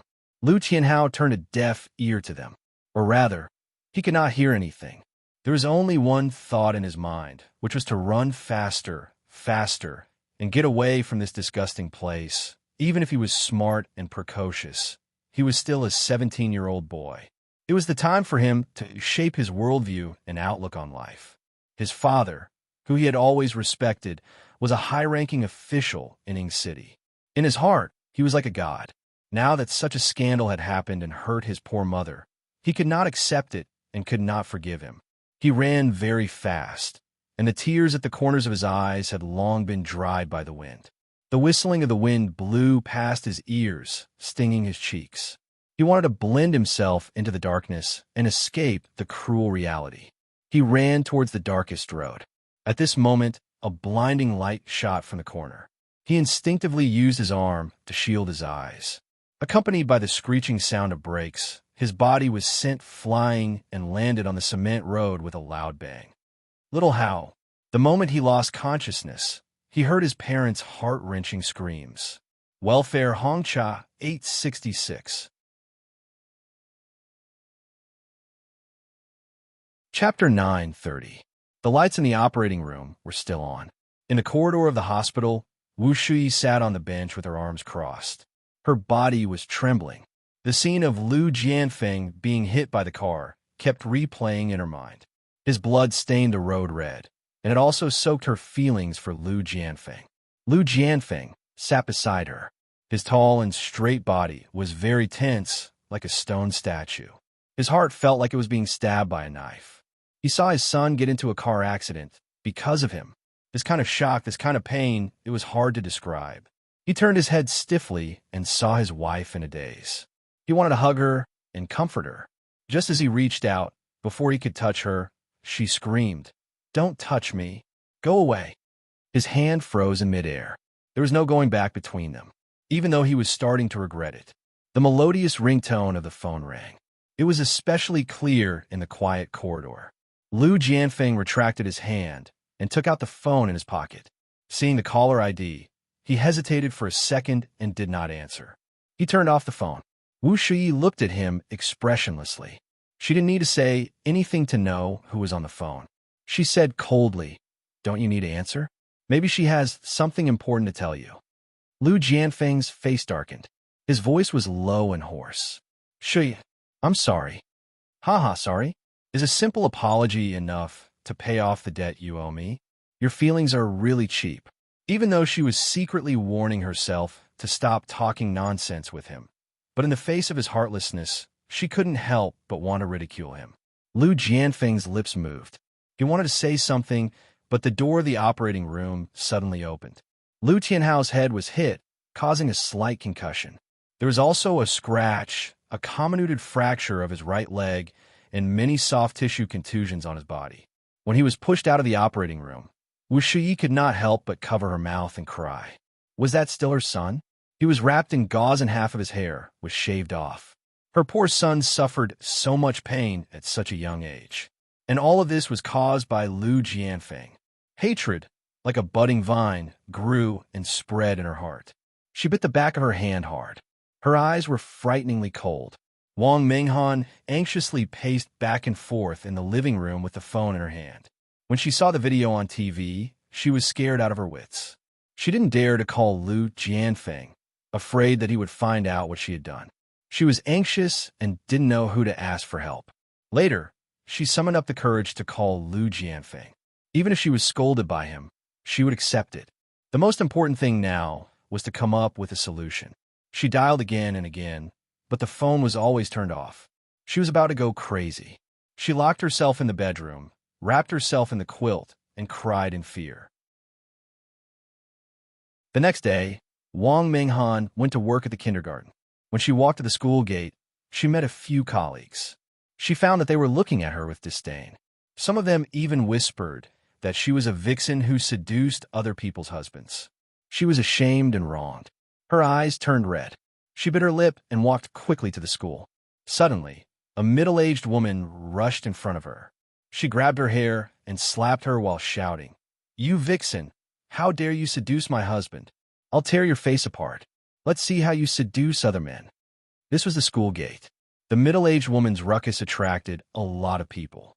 Children, parents, and kindergarten teachers all came to watch the show. Wang Minghan was in pain and shame. She struggled and explained, "I didn't. You got the wrong person." Where did this middle-aged woman come from? She had never seen her before. Could it be that Wu Shui found her? Wang Minghan guessed right. This shrewish middle-aged woman was found by Wu Shui. Wu Shui wore sunglasses and sat in her car, coldly looking at Wang Minghan, who was being beaten and scolded by the middle-aged woman. She originally didn't want to touch Wang Minghan, but after her son got into a car accident because of her and Lu Jianfeng's scandal, her heart was filled with hatred. "I'll beat you to death, you vixen. I'll let you seduce other people's husbands. I've seen a lot of sluts like you. Isn't it just because my husband is rich and powerful? In ancient times, you're just a concubine in my family. You're just a plaything for men to enjoy. If I want to hit you, I'll hit you. If I want to scold you, I'll scold you. If I'm unhappy, I'll sell you to a brothel and let you be ridden by thousands of people. Let's see what you're so proud of, you little bitch." The middle-aged woman's fighting strength was very strong. She grabbed Wang Minghan and beat and scolded her, completely ruining her inside and face. Wang Minghan was a delicate and weak little white flower. How could she be a match for a woman? After being slapped a few times, her entire face swelled up like a steamed bun. Her eyes were filled with tears as she cried pitifully. She kept saying, "You've got the wrong person. I didn't seduce your husband." Unfortunately, the surrounding people were mostly women. No one liked a mistress, and no one was confused by her tears. They all chimed in and pointed at her. "I didn't expect her to be such a person. She looks pure and kind on the surface, but she's actually a little slut. She's seducing one man after another. Her methods are really brilliant. Men just like this kind of enchanting woman. Bah, what the hell is this? Isn't she just a high-class prostitute? Those prostitutes are nobler than her. At least they didn't destroy other people's families. Last time, my husband took the initiative to participate in the class meeting. I even said that the sun rose from the west. I didn't expect him to be fascinated by this vixen. Transfer class. We must transfer my child's class. Under the education of this kind of teacher, can the child grow up normally? This kind of bad woman doesn't deserve to be a teacher at all. Those who agree, come with me to the principal's office and ask to transfer your child's class." The scene became more and more lively. Some people who were watching the show couldn't help but take out worthless things from their bags and throw them at Wang Minghan. "What are you doing? What are you doing? Hurry up and let go. If you hit her again, we'll call the police." Several security guards hurried over and coaxed the people who were watching the show away. They also separated the middle-aged woman and Wang Minghan. The middle-aged woman left a few harsh words and cursed as she walked away. Wang Minghan was incomparably embarrassed. Her hair was messy, her cheeks were swollen, and her clothes were torn. She was like a beggar who had climbed out of a pile of beggars. Faced with the contemptuous eyes and sarcastic words of the people around her, she could no longer hold on. She covered her cheeks and cried as she ran out of the school. She didn't care about any work anymore. She just wanted to hide in a corner where there was no one around and no longer suffer the ridicule and cold eyes of the world. She ran to the car that Lu Jianfeng had bought for her and found that the car's windows were broken and the tires were punctured. She had no choice but to cover her face and take a taxi. She was so embarrassed that even 2 taxi drivers refused to take her. When she finally found a taxi, she shrank into the back seat and cried until she was out of breath. Her phone suddenly rang. She thought that it was Lu Jianfeng calling, so she quickly took out her phone. However, she found that it was an unfamiliar number. "Hello, is this Wang Yingying's mother? Yingying got into a fight with a classmate. Please come to the school." Wang Minghan was anxious and asked in a hoarse voice, "Why would Yingying get into a fight with someone? She has always been very obedient. Are the children hurt?" The person on the other end of the phone hesitated for a moment and said, the two children have some scratches. It's not convenient to say some things over the phone. You'd better come to the school. Wang Minghan was anxious and couldn't be bothered to cry anymore. After returning home, she hurriedly washed up and put on a mask and sunglasses before going out to the primary school that Wang Yingying attended. In the form teacher's office, Wang Minghan saw her daughter, the boy who fought with her daughter, Xiaonan, and Xiaonan's mother. The two children sat silently in a chair while the form teacher talked to Xiaonan's mother. When the woman saw Wang Yingying appear, she immediately stood up and shouted in dissatisfaction, "You're Wang Yingying's mother? How did you educate your child? Look at how your daughter has beaten my son." Xiaonan's lips were scratched, and his cheeks were scratched by her nails. Wang Yingying's injuries were worse than his. Her forehead was cut and bandaged, making her look extremely pitiful. Wang Minghan's heart ached. She bent down and looked at her daughter's face. She said sternly, "Yingying, tell Mommy, why did you fight with your classmate?" Tears welled up in Wang Yingying's eyes as she said tearfully, "Xiaonan scolded me first. He said that I was the daughter of a vixen and that I was an illegitimate child. Mommy, I'm not an illegitimate child. I have an uncle." Wang Minghan's heart felt like it was being stabbed by a knife. She pulled her daughter into her arms and turned to look at the woman. She said angrily, "Did you hear that? It was your son who scolded my daughter first. She's still so young. How could he say such vicious words to hurt her?" The woman stared at Wang Minghan's red and swollen cheeks in disdain and sneered, "Since you've become a whore, don't pretend to be chaste. You're a vixen to begin with. My son didn't say anything wrong." Wang Minghan cried out involuntarily, "But my daughter is innocent. How could you adults educate your child like this? Ha ha ha, you're just a national mistress. How dare you talk to me about education? Don't make me laugh my head off. Your daughter beat my son up like this. She has to apologize to Xiaonan. Why? It's clearly your son's fault. If there's an apology, he should be the one to do it first." The two women quarreled like crazy. The homeroom teacher was about to be angered to death by them. What kind of quality was this? They were about the same. She slammed the table and said loudly, "This is a school. Please calm down. Don't set a bad example for your child." The two women finally regained their senses under the reprimand of the homeroom teacher. They reluctantly made up. "Mom, why do people say that I'm an illegitimate child? Why do they scold you? Mom, does Uncle not want us anymore?" On the way home, her daughter curled up in Wang Minghan's arms and cried softly like a pitiful kitten. She cried until her heart ached. She hugged her daughter tightly and shed tears of regret. "I'm sorry, baby. It's all Mom's fault. All of this is Mom's fault. If she hadn't been greedy and vain back then, if she hadn't been so ambitious and just lived a peaceful life with her daughter, if, however, in this world there weren't so many ifs. Since she had made a choice, she had to pay the price for her choice. Even if it was a bitter fruit, she had to swallow it." Beauty novel, Songshu 566. Chapter 9:31. She carried her daughter back home and found Lu Jianfeng sitting on the sofa waiting for her. She was filled with grievances and sadness. "Au fond." Before she could finish her words, Lu Jianfeng slapped her face. The loud sound scared Wang Yingying so much that she burst into tears. Lu Jianfeng's face was green as he said sternly, "Don't cry." Wang Yingying was so scared that her body trembled. Her face was pale as she held back her tears. Wang Minghan's heart ached. She bit her lips and said, "Don't scare the child. If you have anything to say, let's talk in a room." Lu Jianfeng grabbed her wrist and dragged her to the master bedroom. He threw her onto the big bed. His whole body was filled with anger. He pointed at her nose and scolded, "Who do you think you are? How dare you make a scene in front of my wife? Wang Minghan, has your brain been eaten by a dog?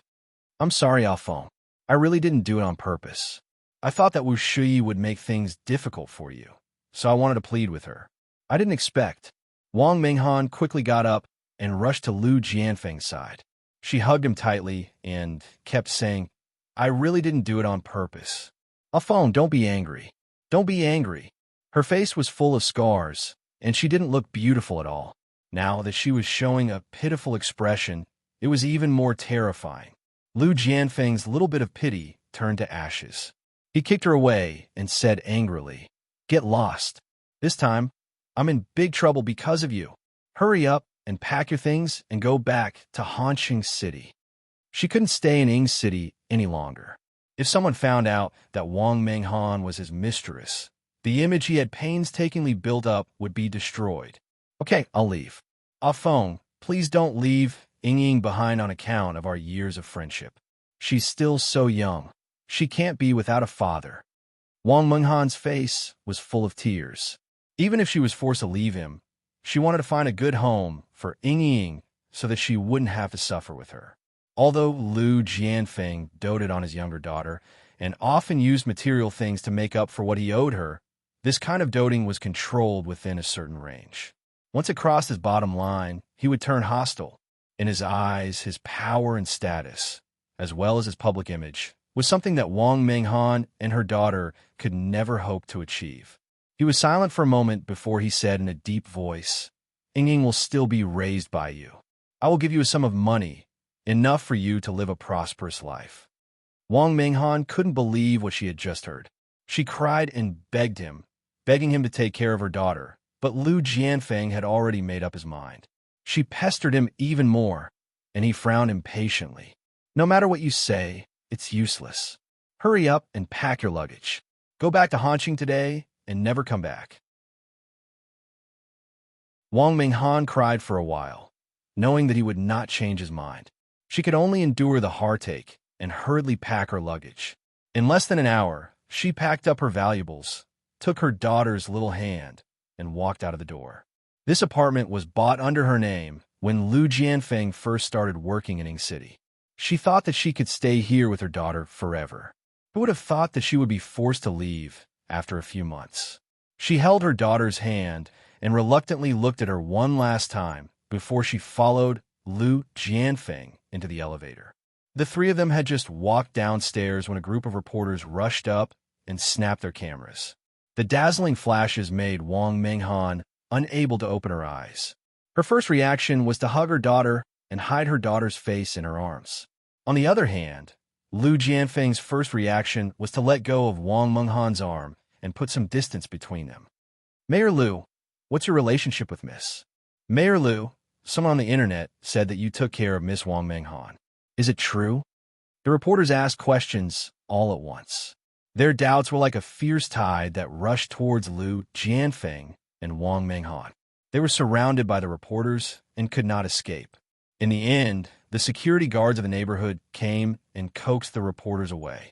Only then did the three of them escape. Before Lu Jianfeng could do anything, the news of him keeping a mistress spread like wildfire. It occupied the headlines of the radio stations and newspapers. When the news got deeper and deeper, everyone found that Wang Menghan looked very similar to Chen Tingfang. What did this mean? Suddenly, the kept woman incident was upgraded to a taboo love affair. Lu Jianfeng became the target of public criticism. The fair, upright, and sincere image that he used to package was all destroyed. Thousands of people spat at him and called him a beast in human clothing. Wang Menghan was also dragged out and scolded. Even Chen Tingfang was implicated. Occasionally, when she went out and was recognized, she would be pointed at and ridiculed. The Lu family had a certain foundation in Hanqing. It was not easy for them to cultivate a mayor. They wanted to use him to rise up the ranks. They did not expect Lu Jianfeng to do such a shameful thing. When the head of the Lu family, great-grandfather Lu, heard the news, he was anxious and angry. He stomped on the floor with his walking stick, almost poking a hole in the floor. After his anger subsided, great-grandfather Lu went around to pull strings to protect Lu Jianfeng. Unexpectedly, someone anonymously mailed a report to the relevant department. It was full of evidence that Lu Jianfeng had done a lot of illegal things. Which official could be innocent? They had more or less made some mistakes. However, some could be forgiven, and some could not. Originally, Lu Jianfeng keeping a mistress was not a big deal. At most, he would be dismissed and could return to the political stage after a few years. However, He provoked Ji Yuqi.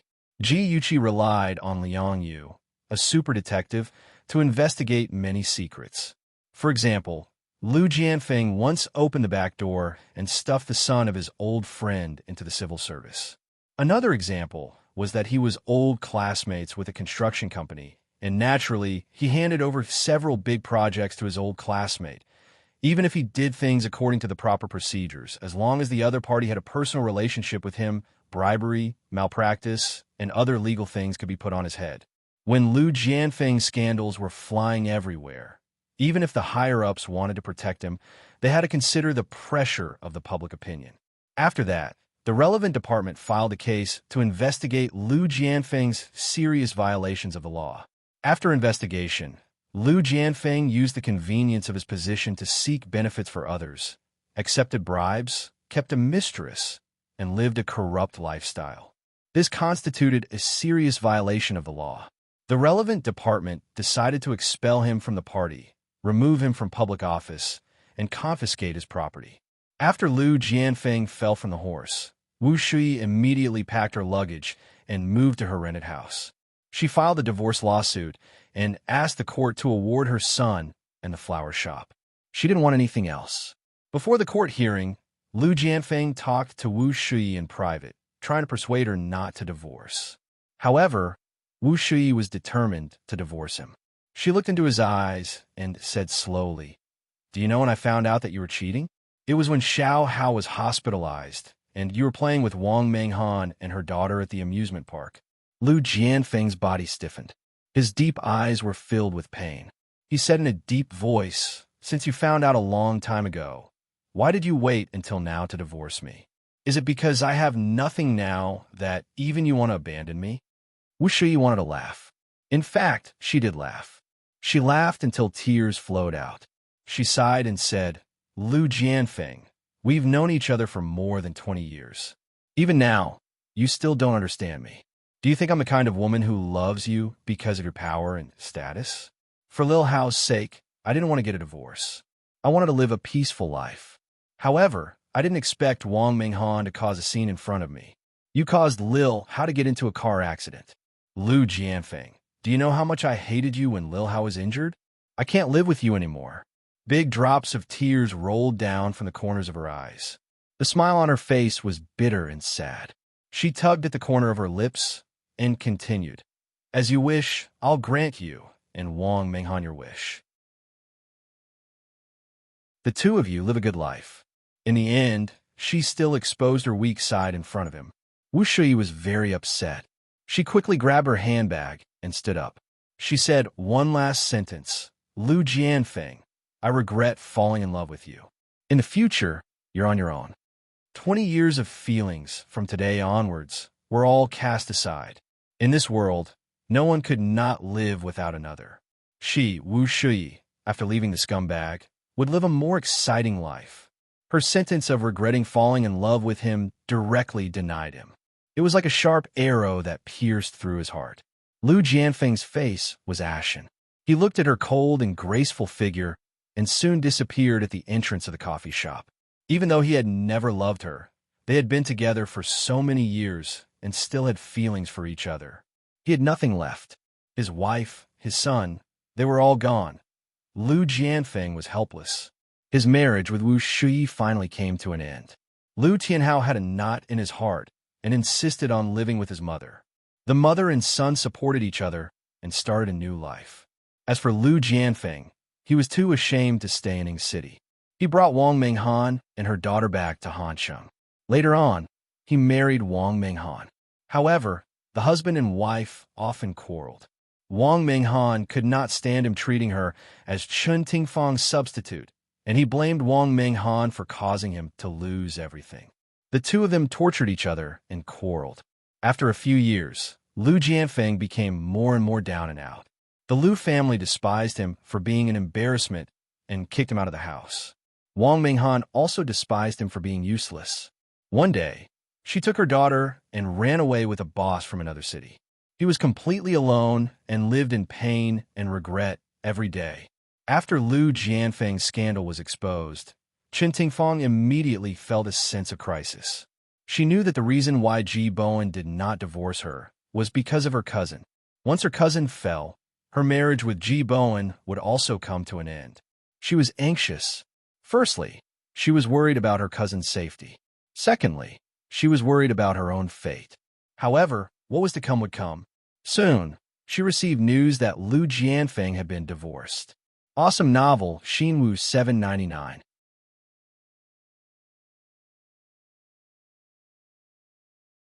Chapter 9:32.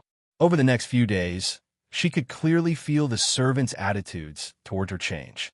Ji Yuqi and her brother no longer bothered to maintain their harmony on the surface. When they saw her, they didn't even bother to greet her.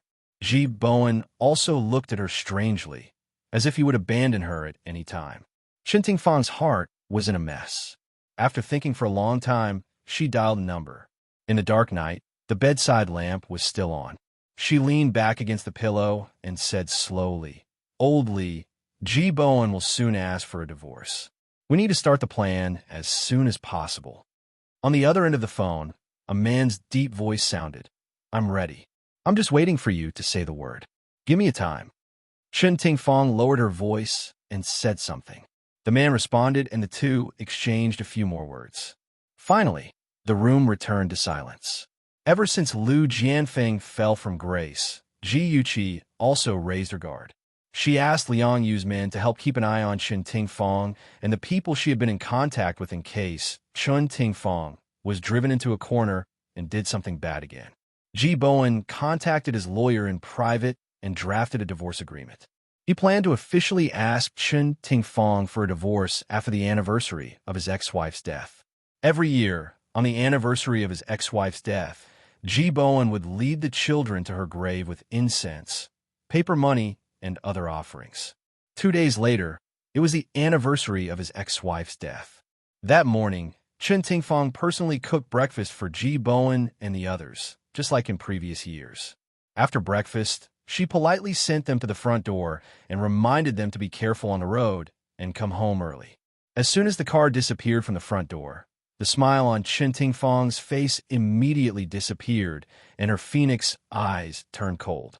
Ever since she married into the Ji family, Ji Bowen didn't allow her to pay her respects to Su Meiyu. Perhaps he was doing it out of kindness, but in her eyes, his actions meant that she would never be recognized by his ex-wife. Since he loved Su Meiyu so much, she would let the four of them reunite in the underworld. Ji Bowen had no idea that he was leading the children on a road of death.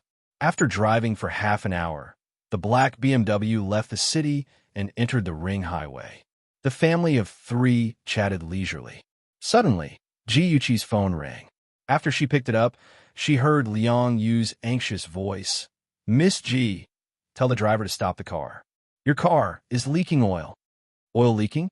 Ji Yuqi's heart tightened, and she cried out anxiously, "Uncle Wang, stop the car." As soon as she finished speaking, a small truck drove towards them. The truck driver was wearing a hat that was pulled low, covering half of his face. His right hand was placed on the car window, with a burning cigarette between his fingers.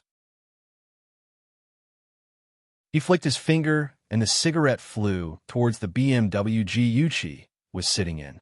Looking from afar, there was a long gasoline stain on the road where the BMW drove past. The truck driver's cigarette but went under the BMW's body and fell on the oil stain. A flame instantly sprang up, and the flame burned brighter and brighter. Soon it covered the entire windshield. The sound of emergency brakes, screams, and the sound of cars colliding echoed in the air. Finally, there was a loud bang and a deafening explosion.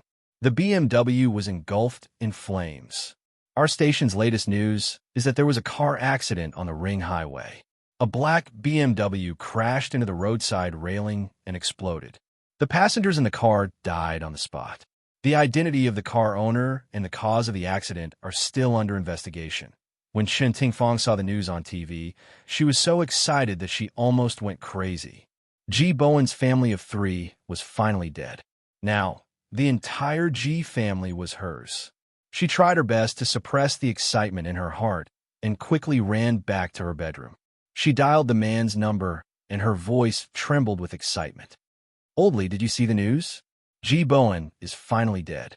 G Group is ours. The man laughed heartily. Of course I saw it. The person I found is definitely reliable. When the news of G. Bowen's death spreads, we'll immediately. In the empty room, the two of them colluded with each other and excitedly plotted how to take over G Group. That afternoon, the radio station released the latest news saying that the identity of the car owner had been confirmed. The car owner was the president of G Group, G. Bowen. He had died on the spot due to an oil leak in his car. Once the news spread, the entire G Group was in an uproar. The few people who had a good relationship with G. Bowen were very sad about his death. Most people were anxious and wanted to appoint a new president as soon as possible to prevent G Group's share price from being affected. The board of directors held an emergency meeting. One of the directors, Li Zhengsheng, suggested that the president should be decided by the number of shares. As soon as he proposed this decision, it immediately attracted opposition. The president is the executor of a company. It must be a person with outstanding ability. If the president is decided by the number of shares, it's too hasty. A director who had a good relationship with G. Bowen said, "That's right, I don't agree either. The president should be decided by ability." Another director said, "After Bowen's death, his shares will be inherited by his children. I think that his daughter, Yuqi, is very capable and can take on this great responsibility." Li Zhengxing's eyes moved slightly. He looked up at the person who spoke and said with a pained expression, "Director's son, don't you know? Yuqi and Ahan were both in the BMW. They were also killed." "What? How could this be?" Director's son was shocked. He had heard about G. Bowen's death from the news. The news only said that the passengers in the car had died on the spot and did not say how many there were.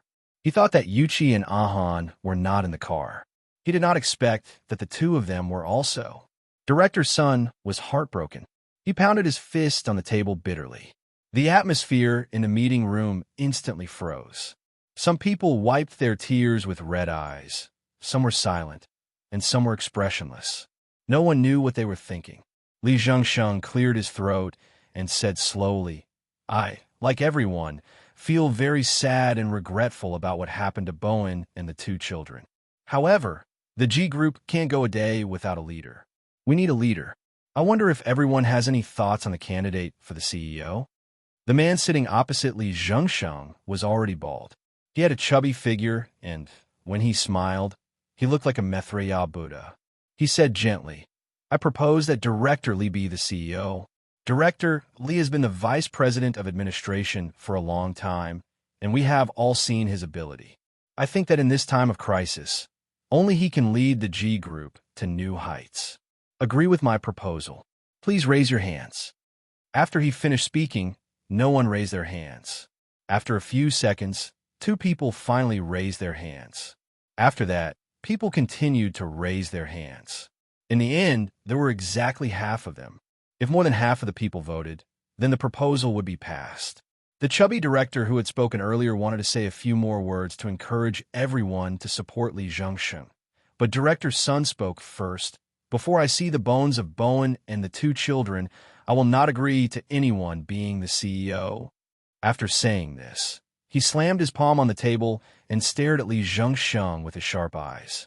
He said sternly, "Everyone, how many of you have followed Bowen to conquer the world and come to where you are today? At this moment when his life and death are unknown, all you think about is how to seize power. Do you still have conscience?" Li Zhengxing's expression darkened, and he said coldly, "Director's son, please watch your words. We are all thinking for the G Group. We don't have any bad intentions. Besides, the media has already made it very clear that CEO G is dead. Why can't you accept reality?" Just as the two of them were in a stalemate, the door of the meeting room was pushed open. Chen Tingfang was wearing a black dress and black high heels. She walked in gracefully and said with a sad expression, "Everyone, my husband has passed away. He left a will. Now, Lawyer Zhang will announce the contents of the will to everyone." Behind her was a man in a black suit with a briefcase in his hand. It was the Ji family's lawyer, Zhang Jijia. Zhang Jijia took out a sealed will from his briefcase and announced in front of everyone, Mr. G has divided the assets into 3 parts. The first part is 5% of G Group's shares in the G family's villa, which will be inherited by Madame Chen Tingfang. The second part is 10% of G Group's shares in the Su family's old mansion, which will be inherited by Ji Yuqi.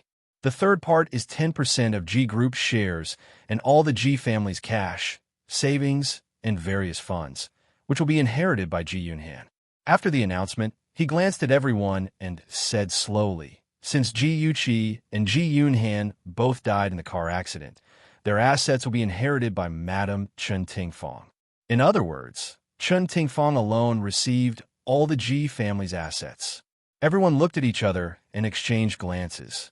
If the CEO's position was determined by the number of shares, then Chen Tingfang would be the biggest winner. Director Sun's face darkened. He stood up suddenly and said, "I still say the same thing. Before I see the bodies of Bowen and the 2 children, I won't acknowledge anyone." Chen Tingfang's nails dug into her palms. She had gone to the traffic control team to identify the bodies, but they said that after the car explosion, the bodies were seriously damaged, and they had to deal with it to prevent the families from being unable to bear it. In other words, she had not seen the bodies of Ji Bowen and the other 2 until now.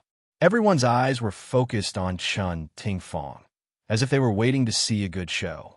Chen Tingfang's eyes were calm. She took out a document from her handbag and said slowly, "This is the death certificate issued by the hospital. If Director Sun has any questions, you can ask the hospital directly." Director Sun snatched the death certificate from her hand. It clearly stated that Ji Bowen and Ji Yuqi had lost their lives after being sent to the hospital. He held the death certificate tightly and squeezed out a few words from between his teeth. "Even so, don't even think about taking away the G Group. This is Bowen's life's work. I won't allow it to fall into your hands." Chen Tingfang sneered. "Is that so? I have Bowen's will now. I have the right to inherit 30% of G Group's shares. According to the rules, I have the right to control this company. What are you going to use to stop me? It's only 30%, and you're so arrogant.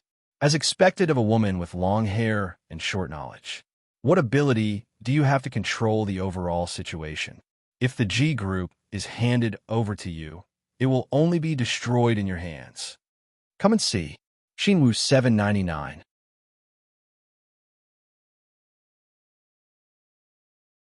Chapter 9:33. Chen Tingfang's face darkened. She opened her mouth and was about to retort when a clear and loud voice cut through the air like an ice blade. "Well said, Uncle Sun." The crisp sound of high heels echoed in the empty corridor. A graceful and charming figure slowly walked into everyone's line of sight. Everyone stared at her in shock. Among them, Chen Tingfang and Li Zhongxing's expressions were the most interesting. Their faces alternated between green and white as monstrous shock surged in their eyes. Ji Yuqi, she actually didn't die. It's Yuqi. Miss Ji is not dead. After the shock, everyone came back to their senses. Some of them were unusually happy, while others had complicated expressions. Only Director Sun was so happy that tears fell from his eyes. He wiped the corners of his eyes and said emotionally, "Yuqi, you little girl. It's good that you're fine. It's good that you're fine." Ji Yuqi was touched and held his hand. She said gently, "Uncle Sun, thank you." Her gratitude came from the bottom of her heart. She had seen the situation in the meeting room from the surveillance room. Other than Uncle Sun and a few other uncles who were still speaking up for the Ji family, the rest had already become Li Zhongxing and Chen Tingfang's lackeys. Just like in her previous life, when her father died in a car accident, the first person to stand up for Jiang Tianhao was Li Zhongxing. Only Uncle Sun objected. He said that Jiang Tianhao was too young and did not have enough qualifications and experience, so he was not suitable to take on such a big responsibility. However, Uncle Sun's power was meager, and he could not control the situation in the end. Jiang Tianhao still took control of the entire Ji Group with Li Zhongxing's support. Thinking of this, Ji Yuqi's gaze turned cold. She turned her head and looked at Chen Tingfang expressionlessly. Chen Tingfang stiffened the corners of her lips and said dryly, "Yuqi, it's great that you're fine. Ji Yuqi said indifferently. Good? Is it really good? You want me to die, don't you? That way, no one will compete with you for the Ji family's assets, right? Chen Tingfang looked hurt and aggrieved. Yuqi, how can you say that? You don't know how sad I was when I found out that you were in trouble. I wished I could go with you. Ji Yuqi raised her hand and said coldly, Stop, Chen Tingfang. I know very well what kind of person you are. So, don't say those hypocritical words again. I only feel disgusted when I hear them. After that, she ignored Chen Tingfang and walked straight to the lawyer, Zhang Jijia. She stared at him coldly. Lawyer Zhang, my father trusted you very much. I didn't expect you to betray him. You're really disappointing. Zhang Jijia panicked, but his expression remained calm. Miss Ji, did you misunderstand something? Ji Yuqi said expressionlessly, I didn't misunderstand. I know my father's will very well. He never left the shares of Ji Group to Chen Tingfang. How dare you forge a will? How dare you? Miss Ji, you must be mistaken. This is your father's will. No one has changed it. Whether this will has been changed or not, please go to the police station and explain it to the police. Ji Yuqi waved her hand. The two plainclothes police officers behind her immediately walked forward and said to Zhang Jijia, Mr. Zhang, you are suspected of tampering with the will. Please come with us. Li Zhengsheng and Chen Tingfang had originally thought that victory was already in their grasp, but in the end, the dead Ji Yuqi had suddenly appeared and ruined their plans. They were extremely furious and, at the same time, panicked. How much did Ji Yuqi know? Ji Yuqi ignored everyone's probing gazes and calmly walked to her father's seat and sat down. She raised her chin slightly and said in a calm and unyielding tone, Dear directors, I think everyone knows about my father's car accident. I want to tell everyone that this car accident was not an accident. It was man-made. No matter who the murderer is or what his purpose is, the Ji family will not let him off. He will be severely punished by the law. These words were powerful and powerful, like a heavy hammer hitting Chen Tingfang's heart. She clenched her fists and forced a stiff smile. Yuqi, we are all very sad that your father and Ahan are in trouble, but what you said just now seems to be suspecting the directors here. This doesn't seem very good. Ji Yuqi looked at her coldly and said in a voice as cold as ice, I'm just stating the facts. If someone insists on assuming that she is guilty, then I can only say that she is guilty. Chen Tingfang, before the matter is clear, you have no right to stand here. According to my father's will, you have nothing to do with Ji Group. So please leave now and don't delay our meeting. Chen Tingfang's face turned pale and a trace of hatred flashed in the depths of her eyes. Before she could say anything, two security guards had already walked up to her. Madam Chen, please leave. If she didn't leave, she would be thrown out by the security guards. Chen Tingfang saw that the people around her were watching a good show and felt that she had suffered a great humiliation. She gritted her teeth and glanced at Li Zhengsheng again. In the end, she left in a sorry state with a stomach full of resentment and anger. Now that the irrelevant people have been cleared out, let's resume the meeting. Ji Yuqi tapped on the conference table with her finger, and the meeting room suddenly quieted down. Everyone looked at her.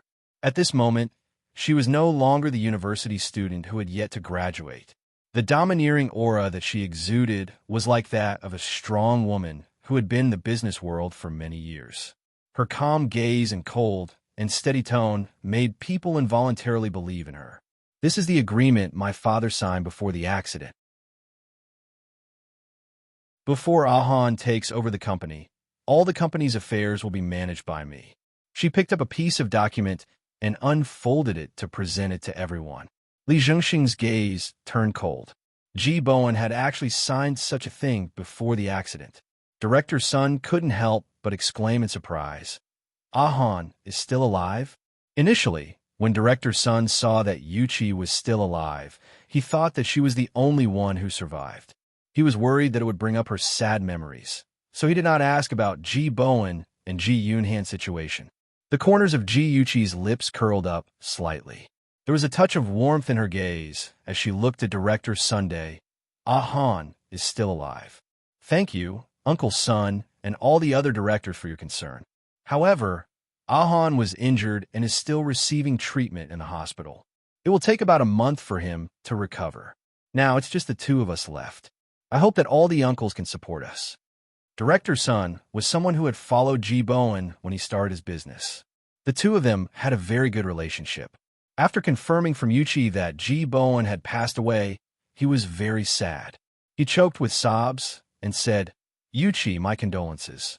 If your father saw that you were so successful, he would definitely be very happy. Yuchi, we watched you grow up. Uncle Sun will be the first to stand on your side." Ji Yuchi's eyes reddened as she nodded and said, "Thank you, Uncle Sun." With the first, there was a second and a third.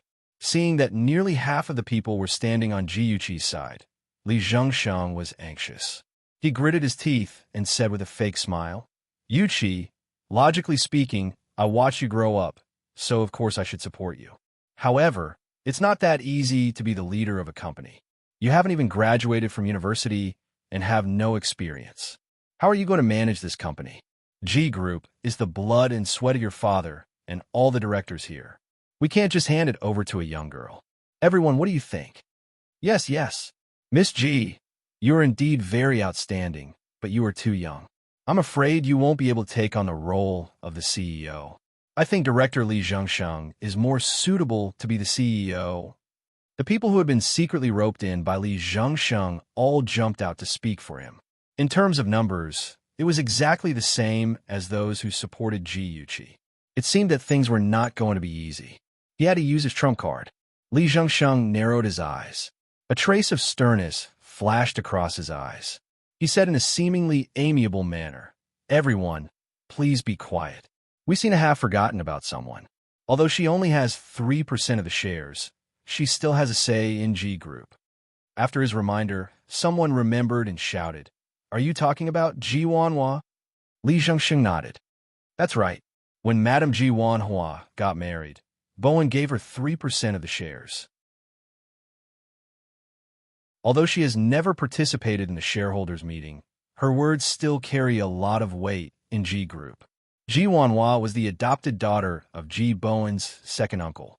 After marrying to America, she rarely returned to the country, let alone participated in the company's shareholders' meeting. She rarely cared about the company's matters and was only responsible for collecting dividends. After she divorced her Taiwanese husband last year, she returned to China, saying that she wanted to spend some time with the mountains and rivers. She traveled around for a few months and still hadn't returned. When she suddenly heard her name, Ji Yuchi was a little stunned. However, she quickly reacted. Sure enough, no matter how she changed her fate in this life, the gears of fate were still moving slowly along the same path as in her previous life. Ji Yuchi smiled and said, "Aunt Wanhua is still playing outside. I'm afraid it's not convenient for her to attend our meeting." Li Zhengsheng said she should have heard about such a big thing that happened in G Group. "Why don't I get someone to call her and ask for her opinion? Let's postpone today's meeting for 2 days. The company can't be without a leader for a day. Director Li, since you were so close to my aunt, why don't you call her now and ask?" Ji Yuchi's expression was calm, but the words that came out of her mouth felt a little strange, as if she was hinting at something. Li Zhengsheng was already feeling guilty. When he heard this, his expression changed. He nodded and said, "That's good. This matter shouldn't be delayed for too long." Immediately, he said to wait for a moment and walked out of the meeting room to call Ji Wanhua. In less than 2 minutes, he walked in and announced, "Madame Ji wants to have a meeting with us via video call." He turned on the remote control, and the video system immediately turned on. The huge display on the wall turned from black to blue. Finally, it switched to the image of a study room. Then, Ji Wanhua appeared on the screen. She was wearing a white silk shirt with the first button unbuttoned, revealing her slender neck and exquisite collarbone. She was like a beauty carved out of white jade, sitting upright on the chair. Her every move was flawless. "Before attending the meeting, I would like to say a few words to Yuchi. I'm very sorry for wasting everyone's time." After she said this apologetically, she turned her gaze to Ji Yuchi. Her eyes were filled with sadness as she said gently, "Yuchi, I just found out about your father's death. I'm very sorry that I couldn't rush to your side when you were your saddest. No matter what I do or say, you have to believe that I did it for the sake of your father and the G group. Attention, Songshu 566.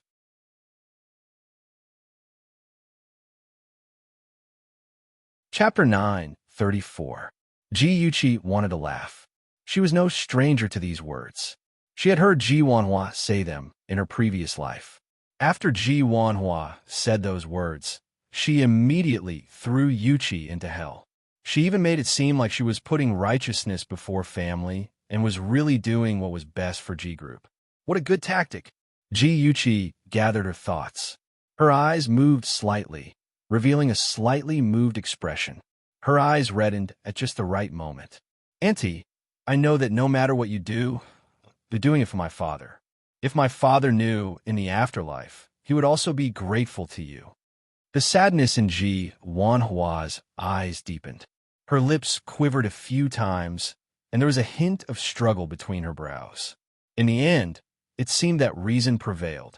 She pursed her lips and looked away from Ji Yuqi. Instead, she looked around at the crowd and said firmly, "Dear directors, I know that the votes for Director Li and Yuqi are the same. No matter which side I support, that side will win. Here, I would like to invite everyone to be witnesses. No matter which side wins, we must establish an agreement. When Ji Yunhan turns 25, G Group will be handed over to Ahon." All the directors thought that Ji Wanhua had put in a lot of effort and was indeed thinking for the Ji family. They all nodded in agreement. Ji Yuqi had no objections. Li Zhengsheng also agreed without hesitation. Ji Wanhua nodded in satisfaction. Now, I can announce my decision. I support Director Li Zhengsheng. Director Li, I hope that when my brother is not around, you can lead G Group to greater heights. Everyone was in an uproar. Everyone thought that Ji Wanhua would stand on Ji Yuqi's side. After all, Ji Wanhua was Yuqi's auntie, so it was reasonable for her to support her. Even Ji Yuqi was struck by lightning. She looked at the woman on the screen in shock and asked in disbelief, "Why? Auntie, why don't you support me?" Ji Wanhua's face revealed a pained expression. Her beautiful eyes glistened with tears as she murmured, "Yuqi, Annie also wants to support you, but alas, don't ask. Annie can't tell you the answer." "No, Aunt, you have to tell me the answer." "Why? Why did you do that? Aren't we family? Why do you help outsiders to bully me?" Ji Yuqi broke down and asked her with tears. The pain on Ji Wanhua's face intensified. She shook her head and said, "No, I can't tell you. Yuqi, listen to your aunt. Don't ask why. The truth is that you can't bear it." Ji Yuqi suddenly stood up. She wiped the tears from the corner of her eyes and said loudly, "I must get an answer. Otherwise, I will not agree to let Li Zhengsheng be the CEO. Yuqi, why are you doing this? Auntie, this is my own choice. No matter what the truth is, I will bear it. So, please tell me the reason." At this moment, Ji Yuqi's expression was solemn. Her words were powerful, and her entire body exuded a strong aura. Everyone present had an illusion that they were looking at old Ji. It could be said that like father, like daughter. Ji Wanhua shook her head and sighed. Forget it. Since you insist on asking, I will tell you this matter. I don't support you because you are not of the Ji family's bloodline." This news was like a bolt from the blue, shocking everyone. Ji Yuqi's body swayed, but she quickly calmed down. Her arms supported herself on the conference table. Her deep eyes surged with complex emotions as she said word by word, "Auntie, you can't joke about this kind of thing." "Silly girl, I'm not joking. What I said is true." This time, before Ji Yuqi could speak, Director Sun could no longer hold back. His face was cold as he said, "You said that Yuqi is not of the Ji family's bloodline. What evidence do you have to prove it?" Ji Wanhua's eyes were filled with compassion. She slowly said, "If not for Yuqi's insistence, I originally wanted to bring this matter to the grave. Yuqi, when your mother married your father, she was already pregnant. She was raped by a thief. At that time, our relationship was very good. She begged me not to tell your father about this matter. I sympathized with her and could only choose to lie to your father. I never thought of making this matter public, so I didn't prepare any evidence. If you want to believe it, then believe it. If you don't want to believe it, then just treat it as me talking in my sleep. Since she had already said it, how could she treat it as her sleep talk? After a short period of shock, some of the directors' attitudes slowly changed. They no longer strongly opposed Li Zhengsheng and had tacitly agreed to let him be the CEO. There were also some people who began to speculate about Ji Yuqi. They wondered if she knew about her background and suspected that she wanted to fight with Ji Yunhan for the Ji family's inheritance. Ji Yuqi's hands were tightly pressed on the conference table. Her knuckles were slightly white. Her deep eyes became colder and colder, like a sharp sword stabbing at Ji Wanhua. Her cold voice was like an icicle. "Auntie, on account of us being aunt and nephew, I'll give you one last chance. Please take back what you just said and don't insult my mother. Yuqi, I know it's hard for you to accept this fact, but what I said is the truth. There's not a single lie. Yuqi, your mother had no choice back then. I didn't mean to insult her." Ji Wanhua's tone was gentle, as if she was talking to a bad-tempered child. Ji Yuqi looked at her coldly. "Is that so? If what you said is true, then how do you explain the paternity test I did with my father, which shows that we are father and daughter?" As she spoke, she had already taken out a piece of paper from the folder and raised it high in the air. Ji Wanhua's expression froze. At an angle where the people in the conference room couldn't see, she clenched her fingers tightly. Suddenly, the corners of her lips curled up, and she laughed softly. "Yuqi, I didn't expect you to be so capable. You even investigated your background in advance and prepared for everything. Fortunately, I didn't choose you today. Otherwise, if the G group fell into your hands, you definitely wouldn't return it to Ahan. Auntie, this is the last time I'm calling you Auntie. I'm very curious. Why do you hate my father so much? Why do you hate the G family so much that you don't even hesitate to hand the family business over to someone else? Do you think that as long as Li Zhengsheng controls the G group, you can get half of the shares? Oh, wake up, my dear Annie. You're snatching food from Tiger's mouth." Ji Yuqi's voice was cold as she spoke tirelessly, as if she had heard the agreement between Ji Wanhua and Li Zhengsheng with her own ears. Li Zhengsheng and Ji Yuqi's expressions changed at the same time. Li Zhengsheng slammed the table and said sternly, "Ji Yuqi, don't go overboard. Don't think that just because your surname is G that you're a member of the G family. In the G group, a bastard like you can't spout nonsense." Ji Yuqi's expression turned cold. "Bastard? Who are you scolding?" Li Zhengsheng blurted out. "Bastard, of course I'm scolding you." Ji Yuqi burst out laughing. "Ah, Director Li, why are you being so formal? We all know that. You don't have to rush to admit that you're a bastard, really."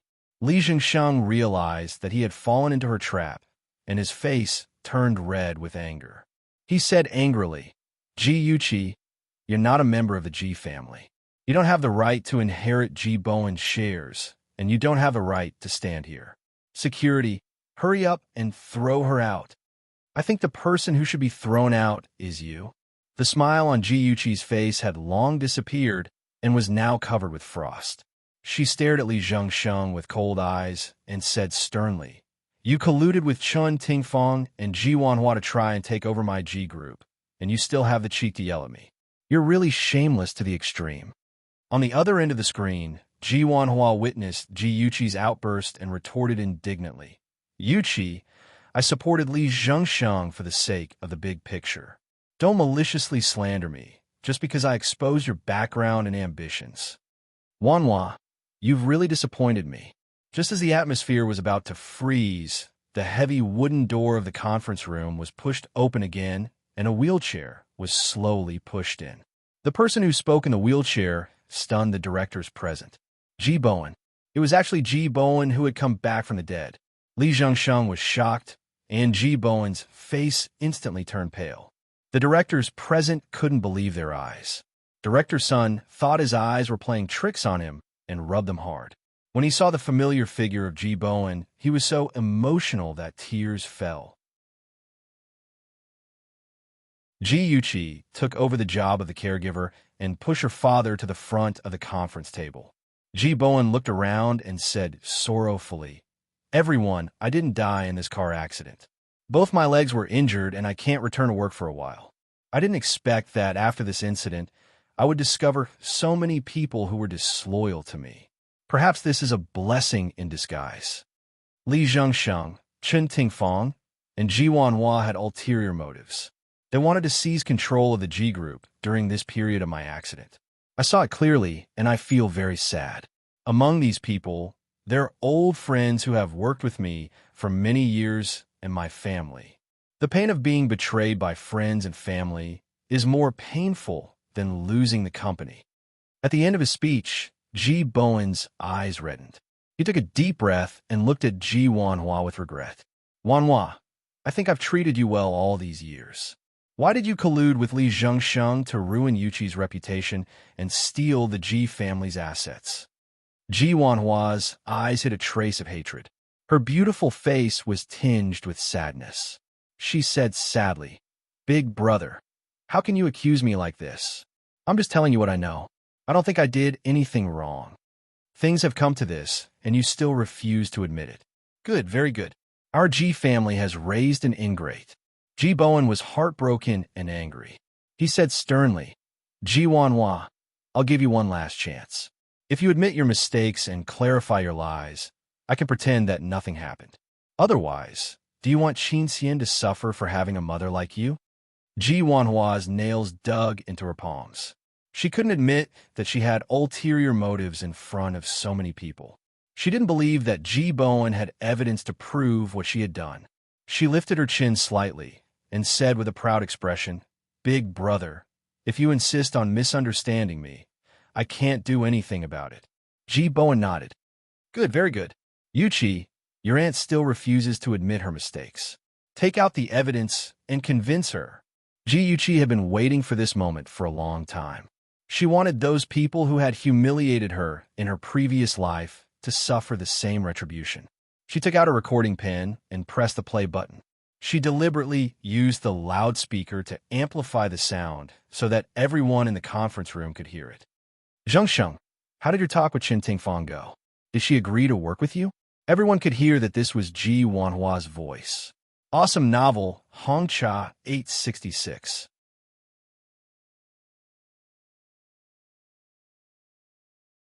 Chapter 935. Then, Li Zhengsheng replied, "We've already discussed it. Now that Lu Jianfeng has fallen from grace, she has lost her backing. She could be abandoned by Ji Bowen at any time. She should hurry up and find someone to back her up. I've already discussed it with her. On the anniversary of Ji Bowen's ex-wife's death, we'll create a car accident. It would be best if all three of them were killed." Ji Wanhua was silent for a while. Li Zhengsheng's teasing voice sounded, "Why? You can't bear to part with them?"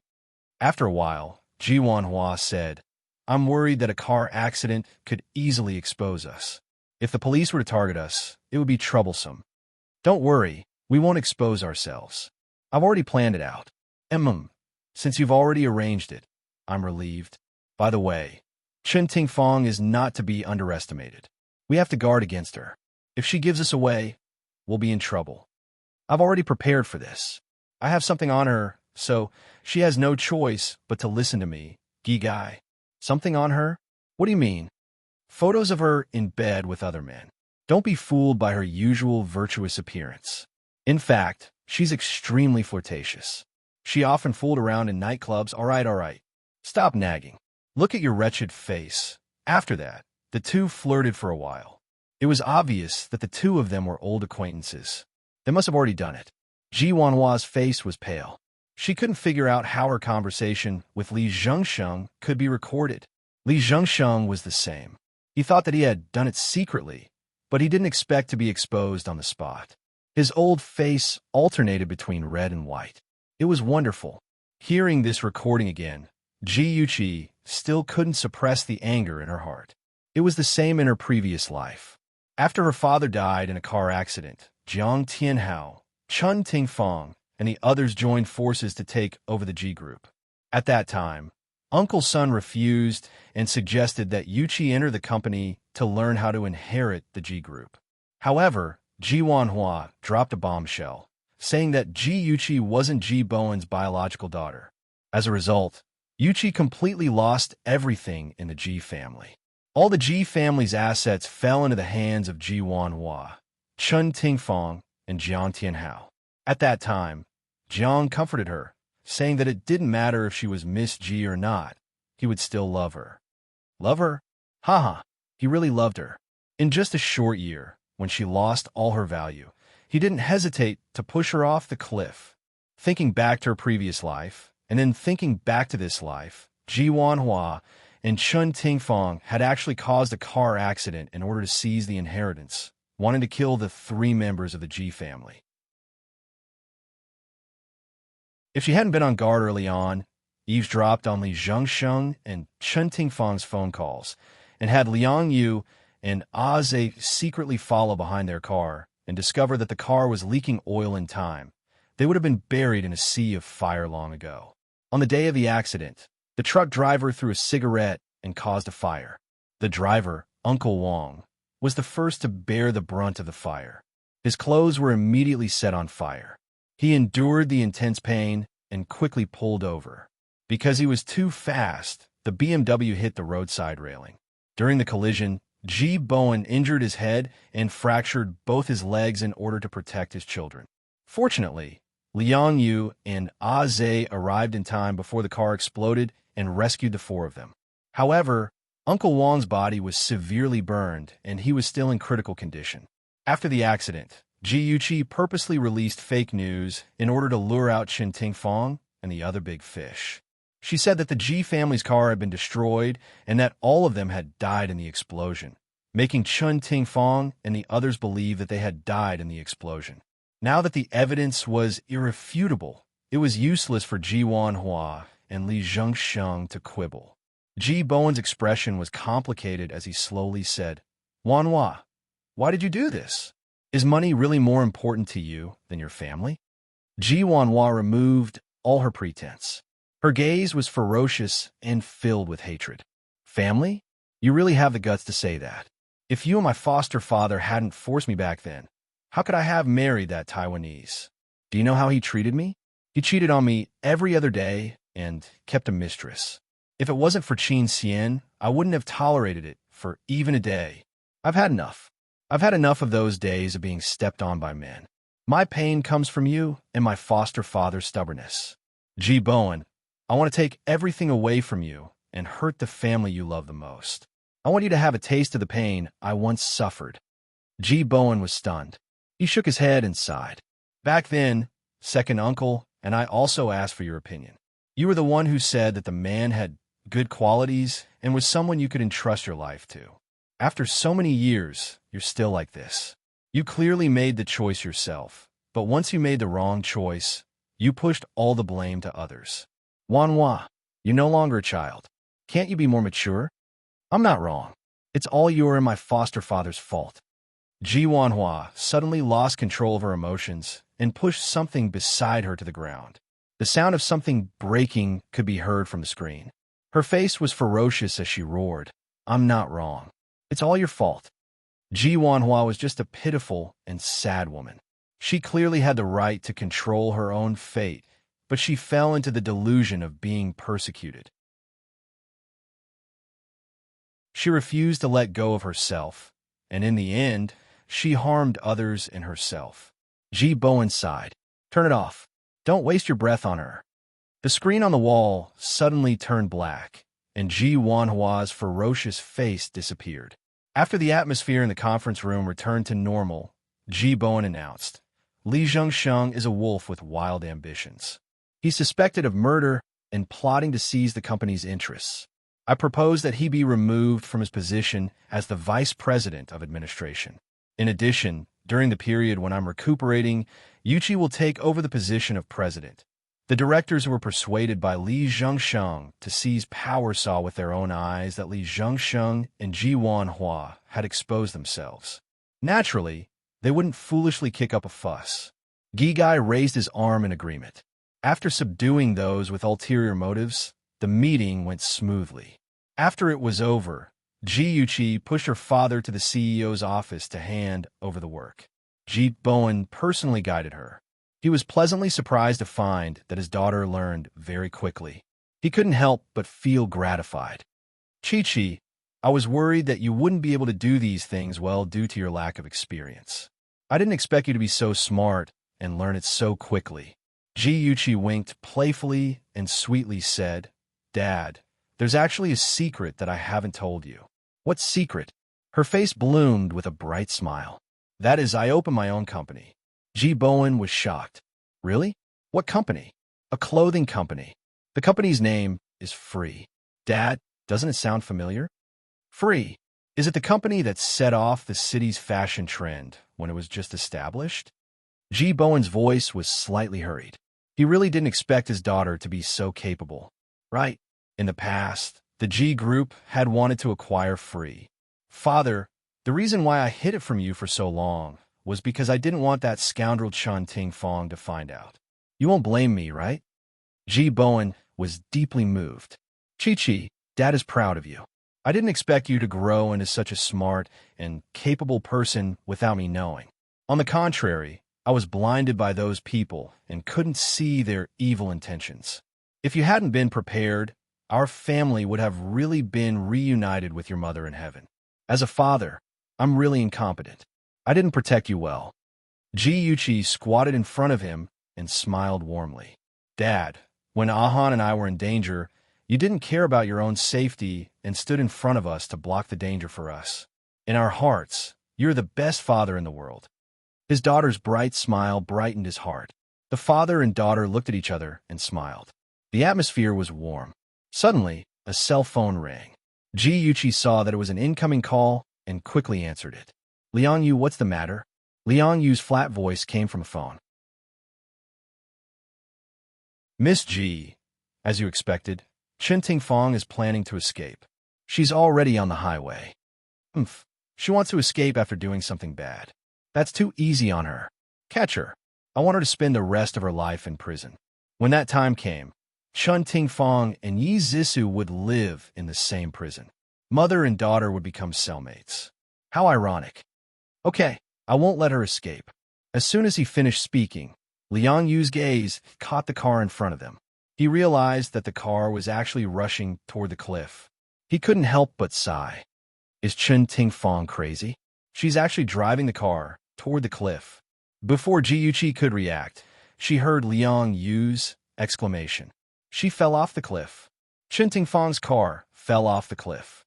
Ji Yuqi didn't know how to describe her feelings at this moment. Chun Ting Fong must have panicked when she saw that there were pursuers behind her, causing her to make a mistake and rush down the cliff to her own death.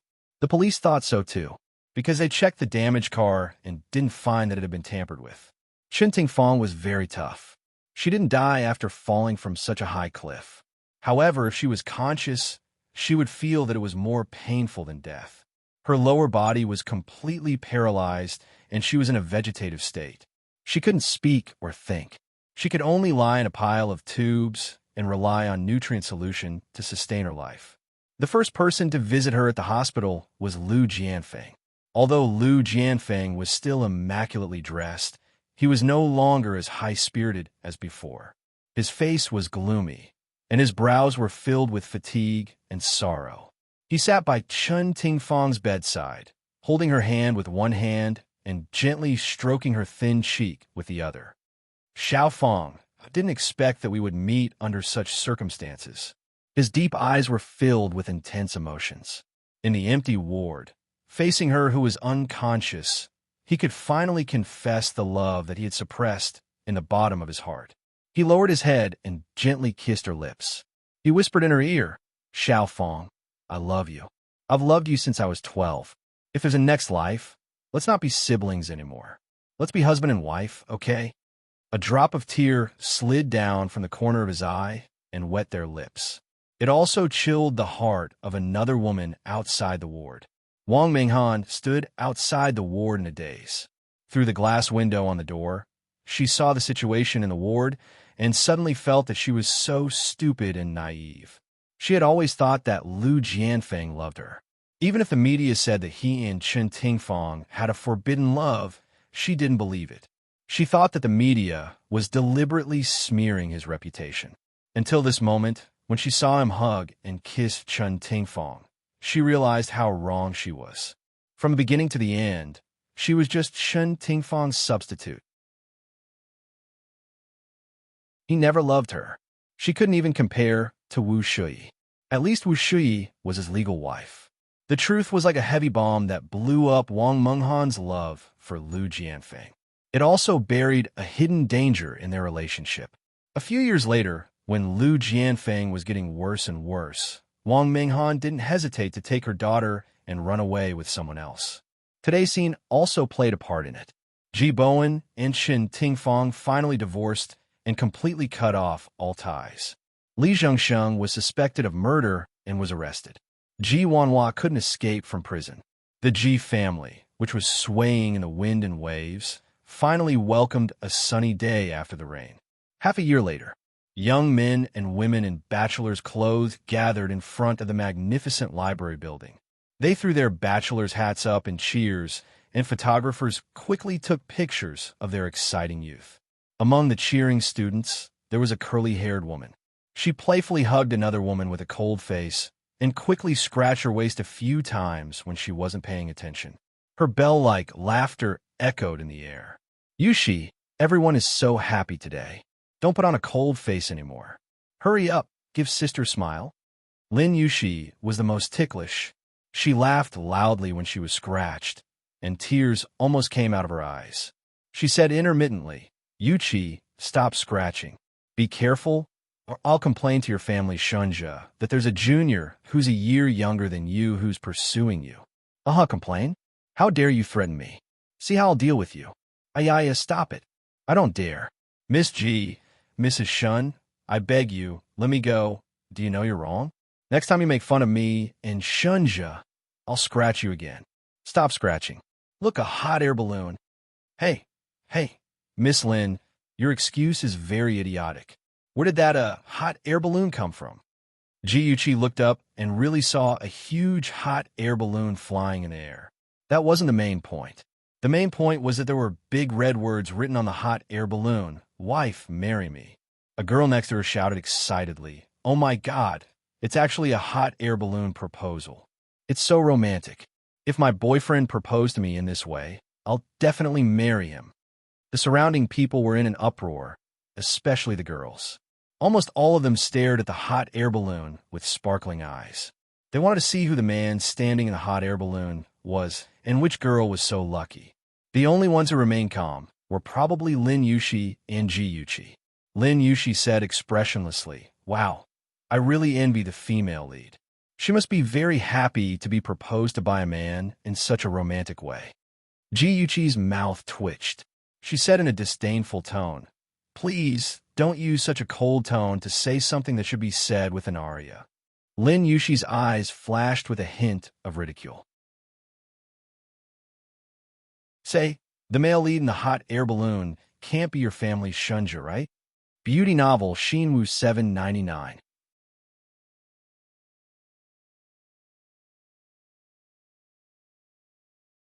Chapter 936. Ji Yuchi made a spare me expression. Impossible. Shunja would never do such a high-profile thing. Shunja, hey, I already said that it can't be him. Lin Yushi couldn't help but roll her eyes and turn her face away. Look over there, it's Shunja. Ji Yuchi looked in the direction she was pointing and saw the hot air balloon slowly descending. The tall figure standing in the cabin became clearer and clearer. She slowly looked up and saw the familiar face. She couldn't help but exclaim, "It's really Shunja." "That's right. I told you it was your Shunja." Lin Yushi rested her chin on her right hand, and a smile appeared in her cold eyes. She nodded repeatedly and said, "Not bad, not bad. I didn't expect young Master Shun to have such a romantic side. Hey, you've met such a perfect man. Hurry up and marry him." Ji Yuchi's mood was extremely complicated. She was very excited, very emotional, but also felt awkward, as if someone was watching a good show. Shunja, this guy, she didn't expect him to do such a thing. Sob, she was so touched. What should she do? The man who had already left a deep imprint in her heart came out of the hot air balloon, holding a large bouquet of delicate roses in his hands. Amidst the screams of the girls, he walked steadily and confidently to Ji Yuchi step by step, looking straight ahead. His handsome face was dyed with a thin layer of gold by the sunlight. The corners of his sexy and charming lips were slightly raised, and his eyes were as deep as the sea were filled with affection. He knelt down on one knee under her incredulous gaze. She was stunned. She knew that Shunja was a proud person. In front of outsiders, he had always been domineering and arrogant. He disdained to do such things to please the crowd. But now, he knelt down on one knee and proposed to her in front of everyone's eyes. She was so touched that she was in a complete mess. She covered her mouth with both hands, and tears kept welling up in her eyes. He opened the red velvet ring box, and a beautiful diamond ring sparkled in the box. He looked into her eyes seriously and said in an extremely sincere tone, "Chi, marry me." There were no fancy words. His love, just like his person, was as deep as the sea, without any complaints or regrets. Ji smiled with tears in her eyes. "I don't know how to take care of my husband and children. I want to have my own career." He replied, "If you want to be a strong woman, I'll be the man behind you." Her tears fell even more fiercely. "I want to wait a few more years before having children." "All right, spending a few more years with just the two of us is exactly what I want." She suddenly lowered her body and knelt on one knee in front of him. The two of them looked at each other at eye level. She smiled and looked at him. "Sometimes I don't do well, and I might make you angry. If you are angry, you can't ignore me. You must tell me and let me know what I did wrong. I will learn to do better." His smile deepened. "All right." She held his hand and said softly, "I might not be as beautiful as other women. I'm not as gentle as other women. I'm also very narrow-minded. I want you to only love me in your life. I have many flaws. Are you willing to marry someone like me?" He didn't answer, but used his actions to tell her the answer. He gently put the ring on her finger and asked with a smile, "Mrs. Shun, can I kiss you now?" She nodded shyly. Thus, under the sunny blue sky, amidst the screams, he hugged her tightly and slowly kissed her lips. Shunja couldn't wait to rush into the Civil Affairs Bureau with Jiyuchi. He flung out 2 household registers and received the marriage certificate. The staff of the Civil Affairs Bureau sighed. The bride was still wearing a bachelor's gown, but she got married as soon as she graduated. The man she married was also tall, rich, and handsome. Sigh, this was a winner in life. In the lavender manor of Provence, the sun shone on the ancient stone road. The exquisite fountain tinkled, and tall sycamore trees stood on both sides of the road. People dressed up to the nines welcomed the breeze and were intoxicated in the dreamy purple charm of the lavender. A grand wedding was being held here. In the bride's lounge, the internationally renowned makeup artist was doing the final makeup for Jiyuchi. She carefully put the veil on Jiyuchi's head and looked at it carefully. When every detail was perfect, she exclaimed excitedly, "It's really perfect. Jiyuchi, you're going to be the most beautiful bride." "Thank you very much, Ada." "You're welcome, my dear. The wedding will start in 10 minutes. I have to go to the washroom." Ada shrugged exaggeratedly. Jiyuchi couldn't help but smile. "Go quickly. I won't move. I'll definitely protect the fruits of your labor." After Ada left, the door of the lounge was pushed open. Jiyuchi thought it was the bridesmaid, Lin Yushi. She turned her head and smiled. "What's going on outside?" "It's you." The smile on her face disappeared. She looked coldly at the man who was getting closer and closer to her. Shunyu. Shunyu was wearing a black suit, which made his tall and straight figure look even taller. He walked with his long legs and stopped in front of her in a few steps.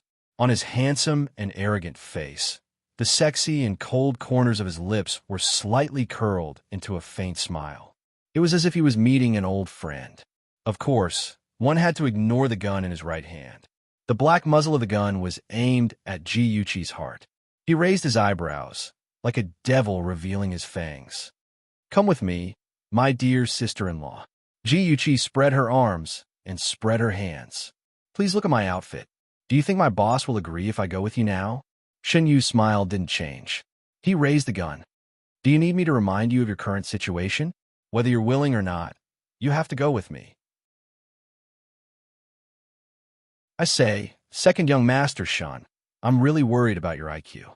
There are people everywhere outside. I'm still wearing a wedding dress. I'm simply a moving human target. Do you really think you can escape from here with me? Ji spared no effort to talk nonsense with him, trying to stall for time. Stop talking nonsense. Do as I say. Shenyu suddenly withdrew his smile. His eyes became fierce.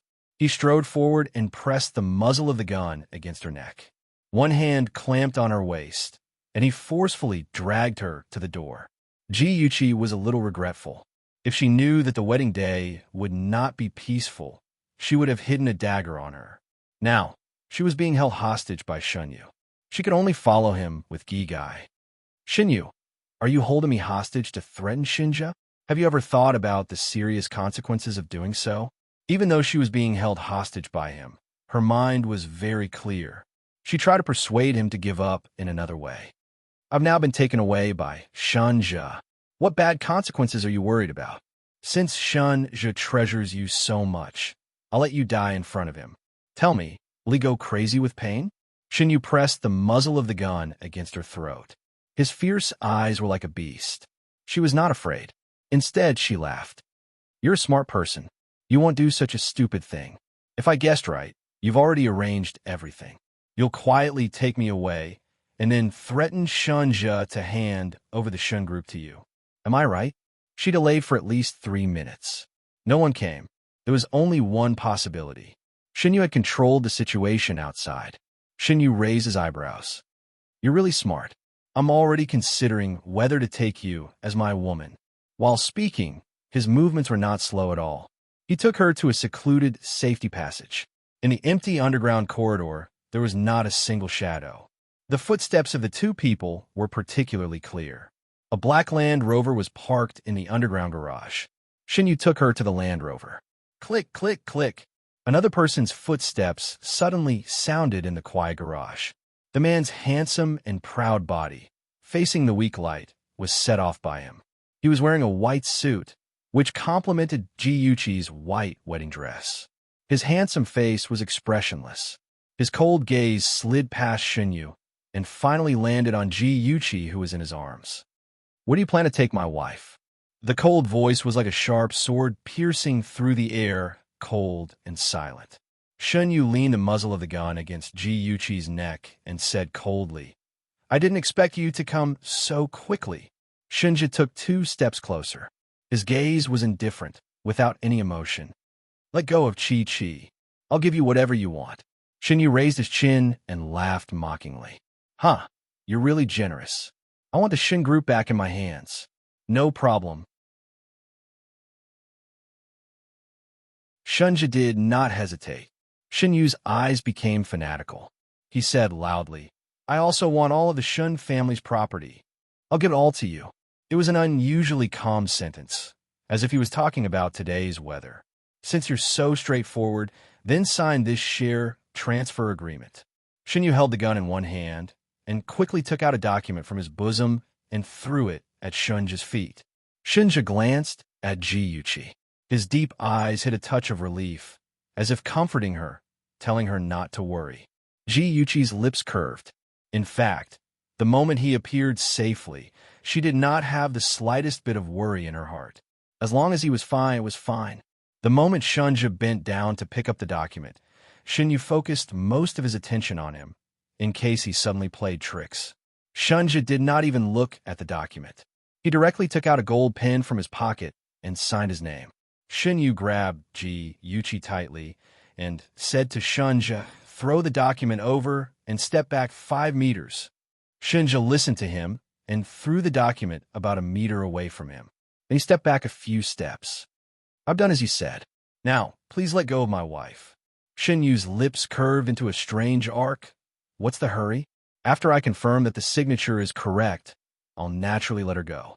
He tightened his arms in a show of force. Ji-Yuchi immediately pressed against his chest. She frowned in disgust. Shinja's pupils suddenly tightened. There was a strong hostility hidden in his deep, dark eyes. He slowly clenched his fists, but in the end he did not move. Shinju sneered, as if laughing at his powerlessness. After a short laugh, he lazily called out, 13, bring me the contract. As soon as his voice fell, a man in a black shirt and black pants walked out from an unknown corner. He carried a submachine gun on his shoulder, wore sunglasses on the bridge of his nose, and had an earphone in his ear. When he approached Shunyu and the other two, his hawk-like sharp eyes quickly scanned the surroundings, maintaining a high level of vigilance. Attention Hongcha 866.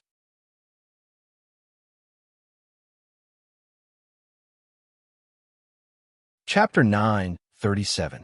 Very good. The person hiding in the dark had finally come out. The reason why Shanja did not make a move was because Aze had captured a few of the other party's people. From their mouths, he found out that Shunyu had the top assassin, 13, by his side. Before confirming 13's hiding place, he could not act rashly. Otherwise, it would put Yuchi in danger. Just as 13 bent down to pick up the contract, there was a sudden change. 2 bullets were fired at Shunyu and 13 from behind. When Shunyu sensed that something was wrong, before he could pull the trigger, Shunja had already slit his wrist with a dagger from his waist. A figure flashed in front of her eyes. The movement was so fast that it was difficult to see clearly with the naked eye. Yuchi was only stunned for a second before her body was already in Shunja's arms. In front of her eyes, blood bloomed like a flower. Shunyu did not give up and slowly fell to the ground with his eyes wide open. Chi-Chi, how are you? Are you hurt? Shunja's hands firmly held her shoulders, an anxious expression appearing on his handsome face. Don't worry, I'm fine.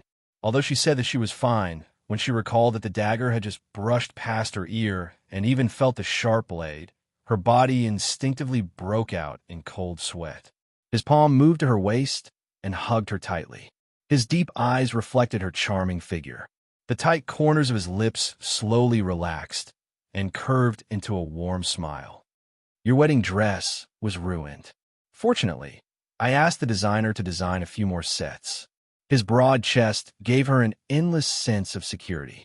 She held his hand tightly and laughed softly. The guests outside must be waiting anxiously.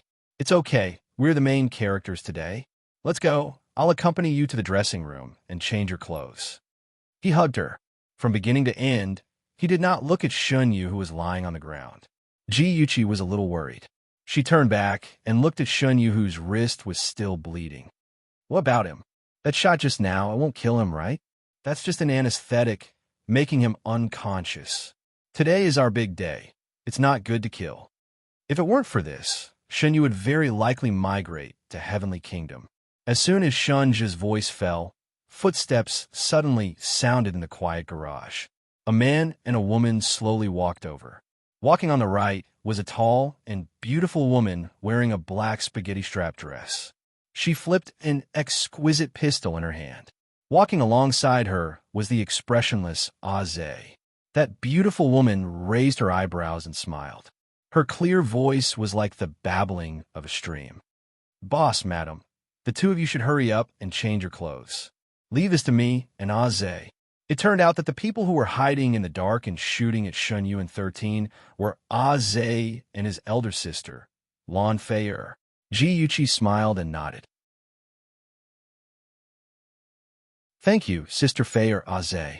When she left the garage with Shunja and hurried to the dressing room, Yuchi insincerely expressed sympathy to Shunyu and Shunja in her heart. They fell into the hands of Lan Fei, and she was afraid that it was worse than death. Lan Fei had never been soft-hearted towards her enemies. They would definitely be treated as lab rats again. Facts proved that Yuchi's guess was correct. When Shunyu woke up, he found that he had been thrown to a deserted island, and his bodyguard, 13, was lying unconscious beside him. When he woke 13 up, he suddenly found that something was wrong. He seemed to suddenly feel shy when facing 13. Shy your sister. He was not a woman. What was with that kind of heart that was beating like a teenage girl? Damn, what was going on? He was a straight man, and 13 also had the same confusion. Why did he feel that the more he looked at second young master Shun, the more he felt that he was cute? Slam the table. Could a man be described as cute? Moreover, why did he have a desire to spend the rest of his life with second young master Shun? The two people who had been transformed by Lan Fei with drugs were destined to love each other on this island. God would bless them. The sun was charming, The castle was enchanting, and in the fragrance of lavender, the grand wedding began. The wedding dress that was custom-made by a world-renowned designer revealed Ji Yuqi's graceful figure. With a smile on her face, under the lead of Ji Bowen, she walked step by step towards Shunja, who was standing at the other end of the red carpet. He was wearing a white suit and looked handsome. His elegant face had an elegant smile as he stared intently at the woman approaching him. Her hand fell into his palm. The two of them looked at each other and smiled. The whole world seemed to have stopped, and they only had each other in their eyes. In the solemn sound of the vows, they became husband and wife. In the midst of the crowd's cheers and blessings, they hugged and kissed each other. The familiar soft touch bloomed between their lips and teeth, and they smelled the taste of happiness. When the wedding banquet was about to end, Ji Yuqi saw Shun Jianhao's figure. She did not expect him to come. A hint of surprise flashed through her eyes, and she smiled and nodded at him. Shunji's expression was indifferent. He nodded politely, as if he was talking to a stranger. Shun Jianhao's expression did not look too good. He lowered his voice and said, "Where did you go? What did you do to him?" Ji Yuqi tightened her grip on Shunji's hand. She thought that Shun Jianhao had come to give them his blessings. It seemed that she had thought too much. Her heart ached as she stroked the back of his hand. He held her hand back and replied in a cold voice. "He wanted to kidnap my wife, so I taught him a lesson. As for where he went now, how would I know? I'm not his nanny. I still have to entertain the guests." "Excuse me." Shunji did not care about Shun Jianhao's ashen face. He held Ji Yuqi's hand and left. He had long been disappointed with that nominal father of his. After experiencing the scene just now, he did not take it to heart. Instead, Ji Yuqi felt sorry for him. While no one was paying attention, she stood on her tiptoes and quickly kissed his cheek. She whispered, "Aja, you still have me. Chi-Chi, being able to marry you is the happiest thing in my life." Fortunately, she was still here. She had always been here. The September sun was as warm as a dream. The newlyweds kissing in the ancient manner were the envy of many single guests. 3 years later, on a private island in Hawaii, white sand rippled. The blue sky and the blue sea were beautiful.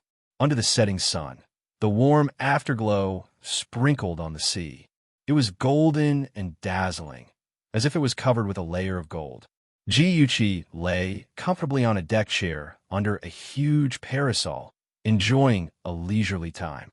It was her and Shunji's 3rd wedding anniversary. The two of them had left the company and brought their children to this small island for a vacation. She took a sip of the watermelon juice on the table and looked at the beautiful scenery by the sea. Shunji walked over with a baby in each of his arms. He leaned over and kissed her cheek. He smiled gently and said, "My dear wife, it's time for dinner." The 2 babies in his arms were both pink and tender. They were very cute. One of them was relatively lively and kept grinning in his arms. Especially when he saw Ji Yuqi, he smiled even more happily. He even stretched out his chubby arms and babbled, as if he wanted her to hug him. The other baby, Xiao Bao, was relatively silent. His pair of dark eyes stared at a certain place without blinking. His small face was always expressionless. Ji Yuqi took her daughter, who was babbling, and pinched her son's cheek. She frowned in distress. "Hubby, our son must be like you. He's still so young, and he's already acting like an old man. What if he becomes a moving iceberg in the future and can't get a wife?" Shunji raised his chin with a proud expression.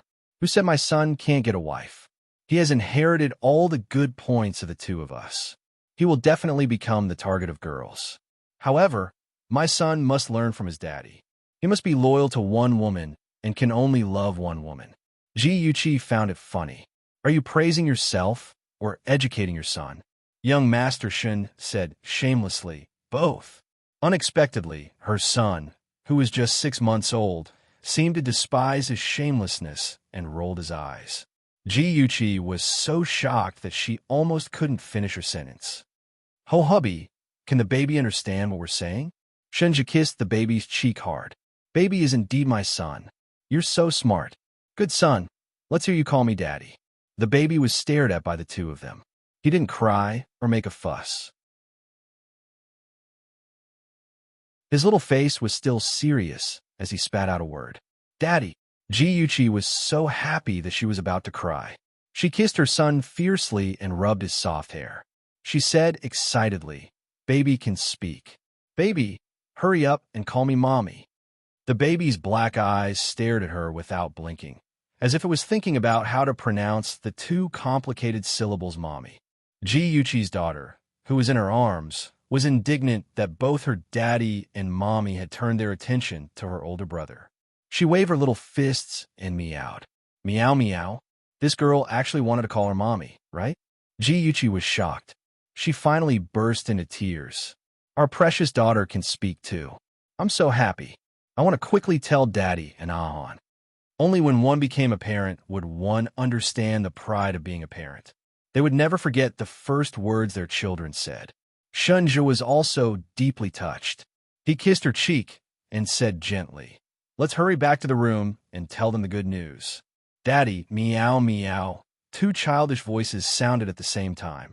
It was as if they were comforting them, who were crying tears of joy. The sun set in the west, leaving the happy shadows of the family of four on the beach. Beauty novel Shinwoo 799.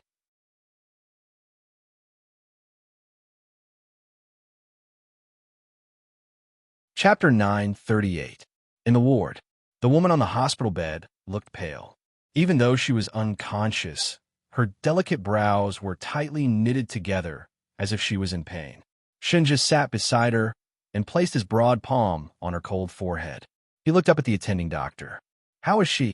Not too good. She needs surgery quickly. Otherwise, her eyes will never recover. The doctor looked troubled. Now, she's still waiting for the cornea. Shinja's slender fingers gently smoothed her furrowed brows. His movements were extremely gentle, but the words that came out of his mouth were without any warmth. When will it be? I don't know. Maybe a day or two, maybe a week or two, or maybe... No matter how long it took, Ji-Yuchi couldn't wait any longer. She had to have the surgery within 24 hours. Shunja retracted his gaze and looked down at the woman beside him. She was lying there quietly without any signs of life. How painful must it have been for her eyes to be splashed with sulfuric acid. She had fainted from the pain. His deep gaze lingered on her body as he said in a steady voice, Use mine. The doctor was stunned. What? He repeated clearly, Use my eyes. As he spoke, his gaze was still lingering on Ji-Yuchi. He was so serious and sincere, as if he wanted to carve her appearance into his mind. The doctor was shocked and said agitatedly, No, this is against morality and ethics. Mr. Shun, if you donate your cornea, your eyes will not be able to see. I know. Shunja raised his head. His expression was extremely calm. I don't care. I just want her to be able to see. As long as she could see, as long as she was safe, that was enough. Mr. Shun, please reconsider. This is not a joke. Shunja's gaze was as calm as the deep sea. Prepare for the surgery. Also, please keep this a secret and don't tell her where the cornea came from. That afternoon, the doctor performed a cornea transplant on Ji-Yuchi. The surgery was very successful. Ji-Yuchi was pushed back to the ward, and Shunja was brought back to the villa by Aze to live a simple life. He didn't visit Yuchi again because he didn't want her to find out that he was blind. However, he had always asked Aze to hide in the dark and secretly record every bit of her. Even if he couldn't see her figure, he could still hear her voice and know how she was doing every day. He knew that her relationship with Jiang Tianhao was getting deeper and deeper. He knew that she was getting better day by day. He knew that her stitches were removed and she could see again. The moment she saw the blue sky again, she called him excitedly. Shunja, my eyes have recovered. I can see. Shunja, have you been busy recently? You haven't come to see me for a long time. Shunja sat in front of the floor-to-ceiling window with his phone in his hand. A faint smile appeared on his lips as he asked in a warm voice, Have you recovered your vision? That's great. Congratulations. I'm currently on a business trip abroad, so I can't visit you for the time being. The sunlight enveloped his body and plated a faint layer of gold on his jade-like handsome face. His unfocused eyes stared blankly at the scenery outside the window. Even if he couldn't see anything, Yuchi's brilliant smile still appeared in front of his eyes. Shinja, I'm getting married next Sunday. You'll be there, won't you? Shinja's voice carried a hint of laughter in her voice. The originally warm sunlight suddenly lost its warmth. He shivered from the cold, and the smile on his face froze. After a long time, which felt like a century, he found his voice. Okay, I'll attend. I'm very happy that you can come. Shinja, you're on a business trip abroad. Take care of your health, she chattered endlessly by his ear, reminding him of many things.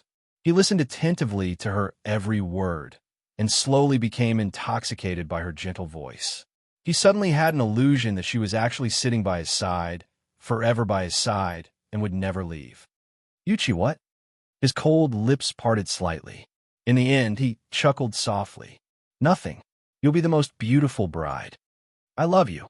Those 3 words, perhaps he would never be able to say them out loud. Since he couldn't give her happiness anymore, he would let those words drift away with the wind. He wouldn't bring her any trouble and let her be a beautiful bride in peace. Yuchi was very happy. Ever since her reputation was ruined, she was so happy. The man she loved the most had finally proposed to her. She couldn't wait to tell the whole world about her happiness. Every day, she would wake up happily and happily prepare for her wedding. She would customize her gown, take wedding photos, write invitations to invite guests, book banquets. She and Jiang Tianhao would personally participate in every single one of these, enjoying the joy and happiness of a bride who was about to be married. The day before the wedding, she tossed and turned in bed. Her mind was filled with the wedding the next day and her plans for the future. She was so excited that she couldn't sleep. Her phone suddenly rang. It was Aze's voice. Miss G, I'm outside the G residence. I want to see you. She glanced at the time.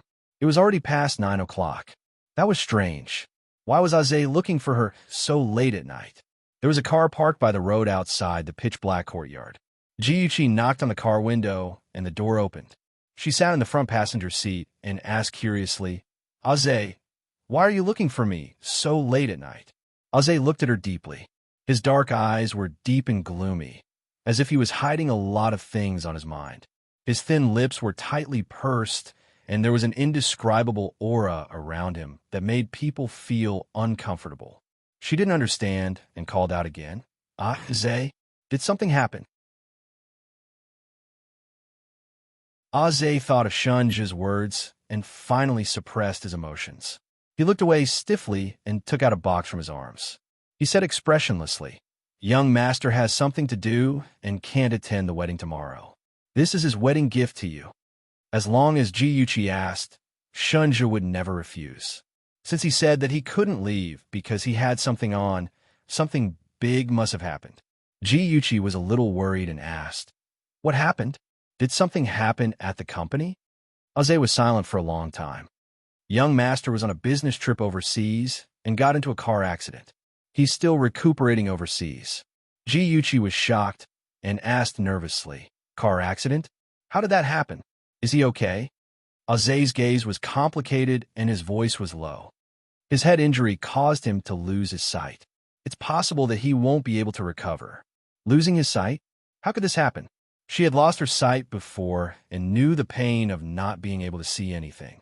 She didn't dare to imagine that Shunja, who was blessed by the heavens, couldn't see anything and could only live in darkness. He must be in pain. She was very sad.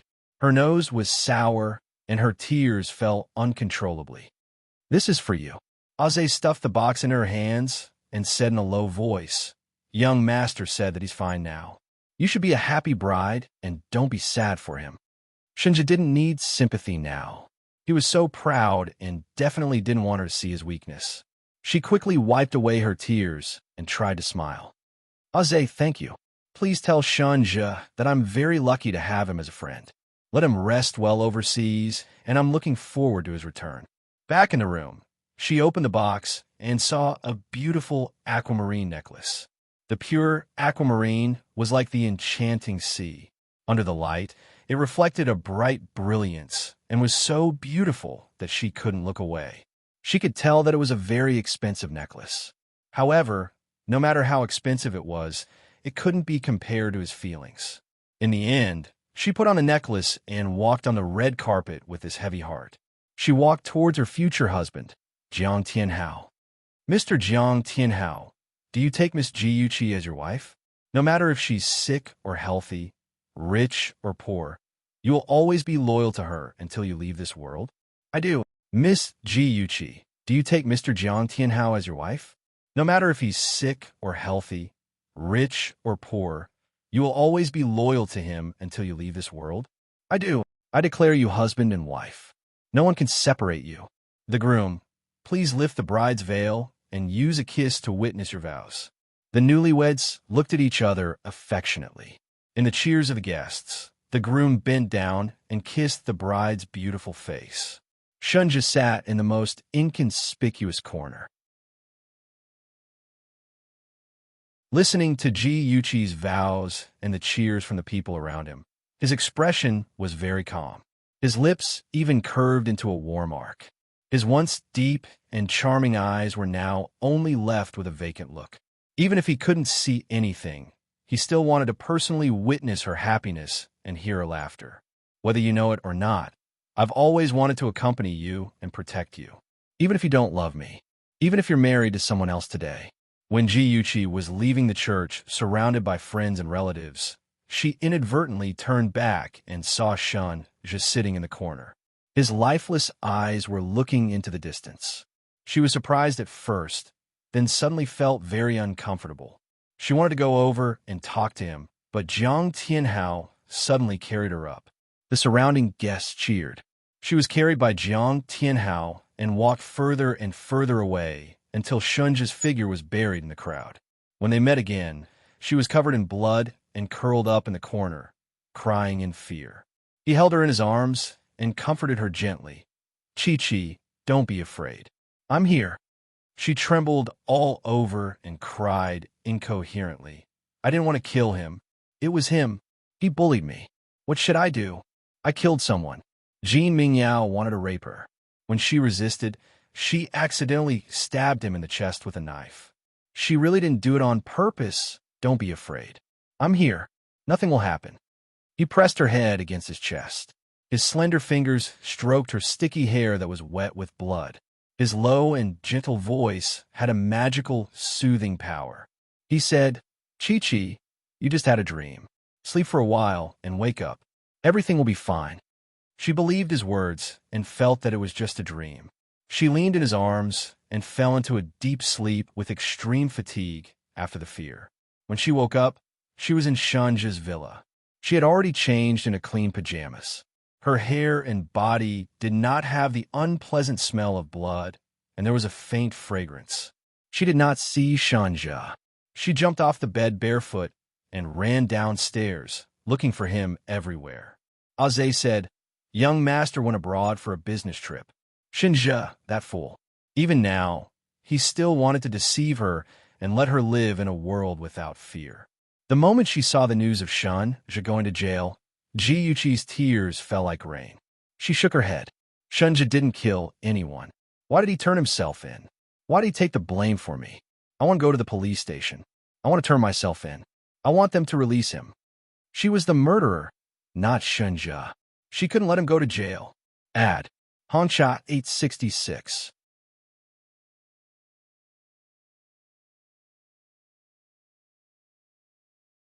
Chapter 9:39.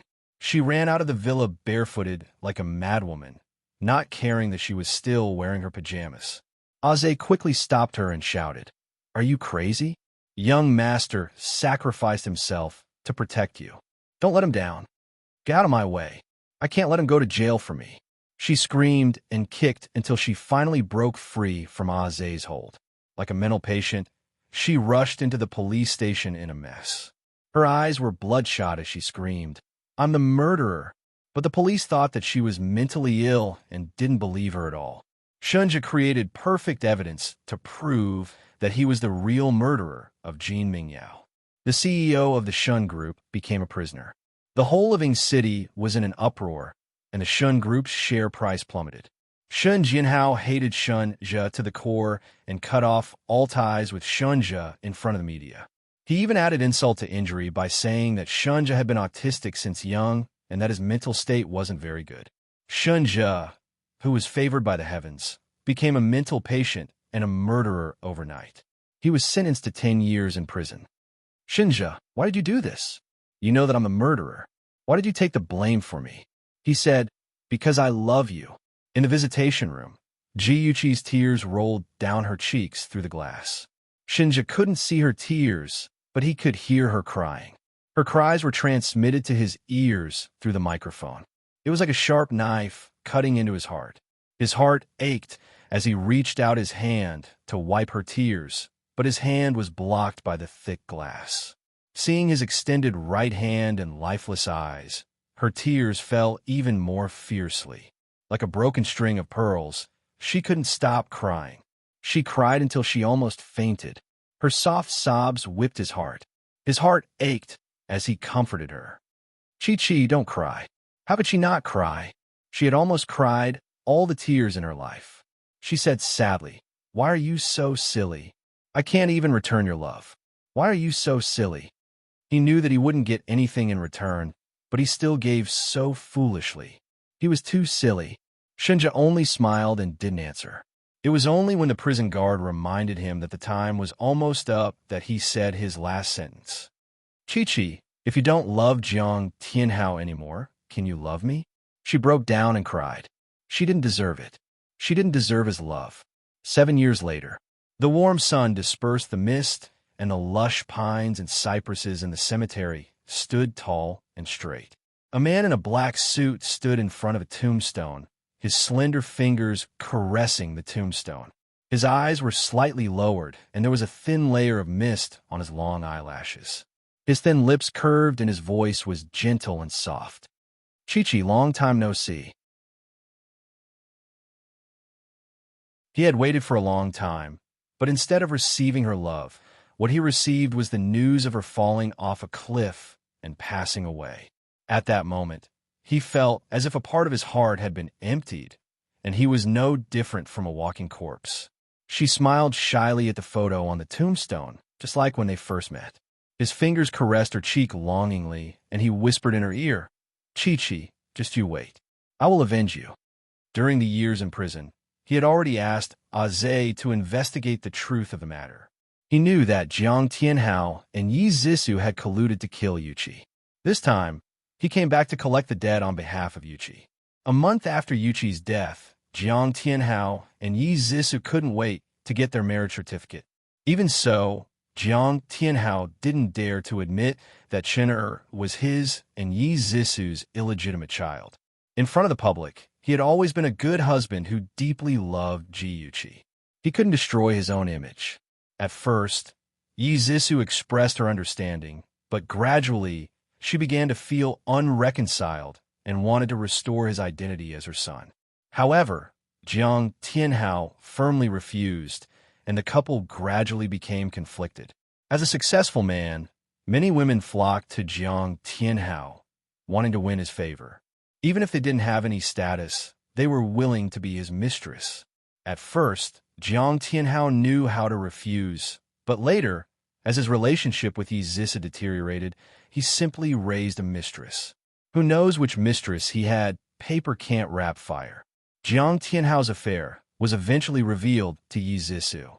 She cried, threw a tantrum, and used all her tricks, but there was no way to save him. In the end, she threw out her trump card and threatened him. If he didn't cut ties with those vixens, she would expose Chener's identity. Jiang Tianhao's heart was filled with resentment. Although he agreed to stop fooling around on the surface, in reality, he just did it in a more secretive manner. One day, Yi Zissou received a package containing a thick stack of photos. They were all photos of Jiang Tianhao with different women on a boat. She completely broke down. She hated Jiang Tianhao's heartlessness. For him, she was willing to be the woman behind his back. For him, she caused Ji Yuqi's death and became a murderer. But what about him? Once he had money, he turned bad. He was one person in front of her and another behind her back, trampling on her sincerity. Since he was heartless, Why should she be loyal to him? She also began to feign civility, maintaining harmony with him on the surface. In reality, she began to secretly transferring his assets to another account of hers. In this world, only money could be relied on. Man, hot to hell with them. Just as the husband and wife were fighting, the G Group suddenly changed. The companies that had previously worked with the G Group all requested to terminate their contracts. The G Group suffered a huge blow. The Shen Group suddenly jumped out and said that they wanted to acquire the G Group. Jiang Tianhao tried to turn the tide, but scandals about him suddenly broke out. It was said that he used his ex-wife, Ji Yuqi, to seize the Ji family's assets. In the end, he colluded with his mistress, Yi Zhisu, and brutally murdered his wife and the child in her womb. He was despised by the world, and the board of directors expressed their dissatisfaction with him. They wanted to elect a new president. Just as he was in a terrible state, Yi Zhisu took all of his savings and escaped with his son.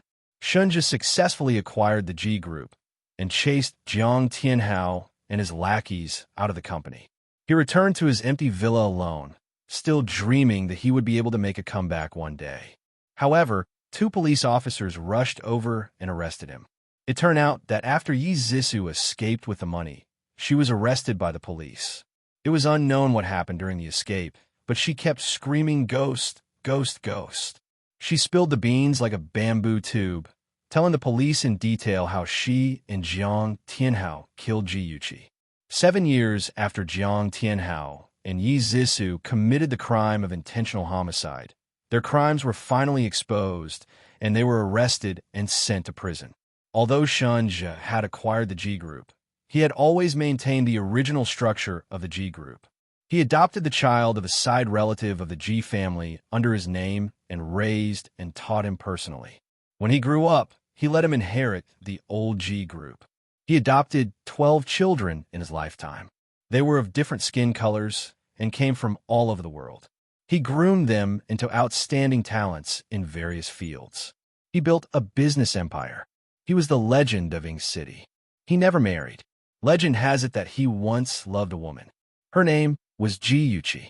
Add Hongsha 866 that you're tuning in to the Romance Rendezvous YouTube channel. We're so grateful for your support, and don't forget to subscribe to join us on this incredible journey through captivating stories. Your generosity through donations truly makes a world of difference, as it's the primary source of revenue that allows me to expand and enhance this channel for you. Thank you from the bottom of my heart for being a part of this adventure.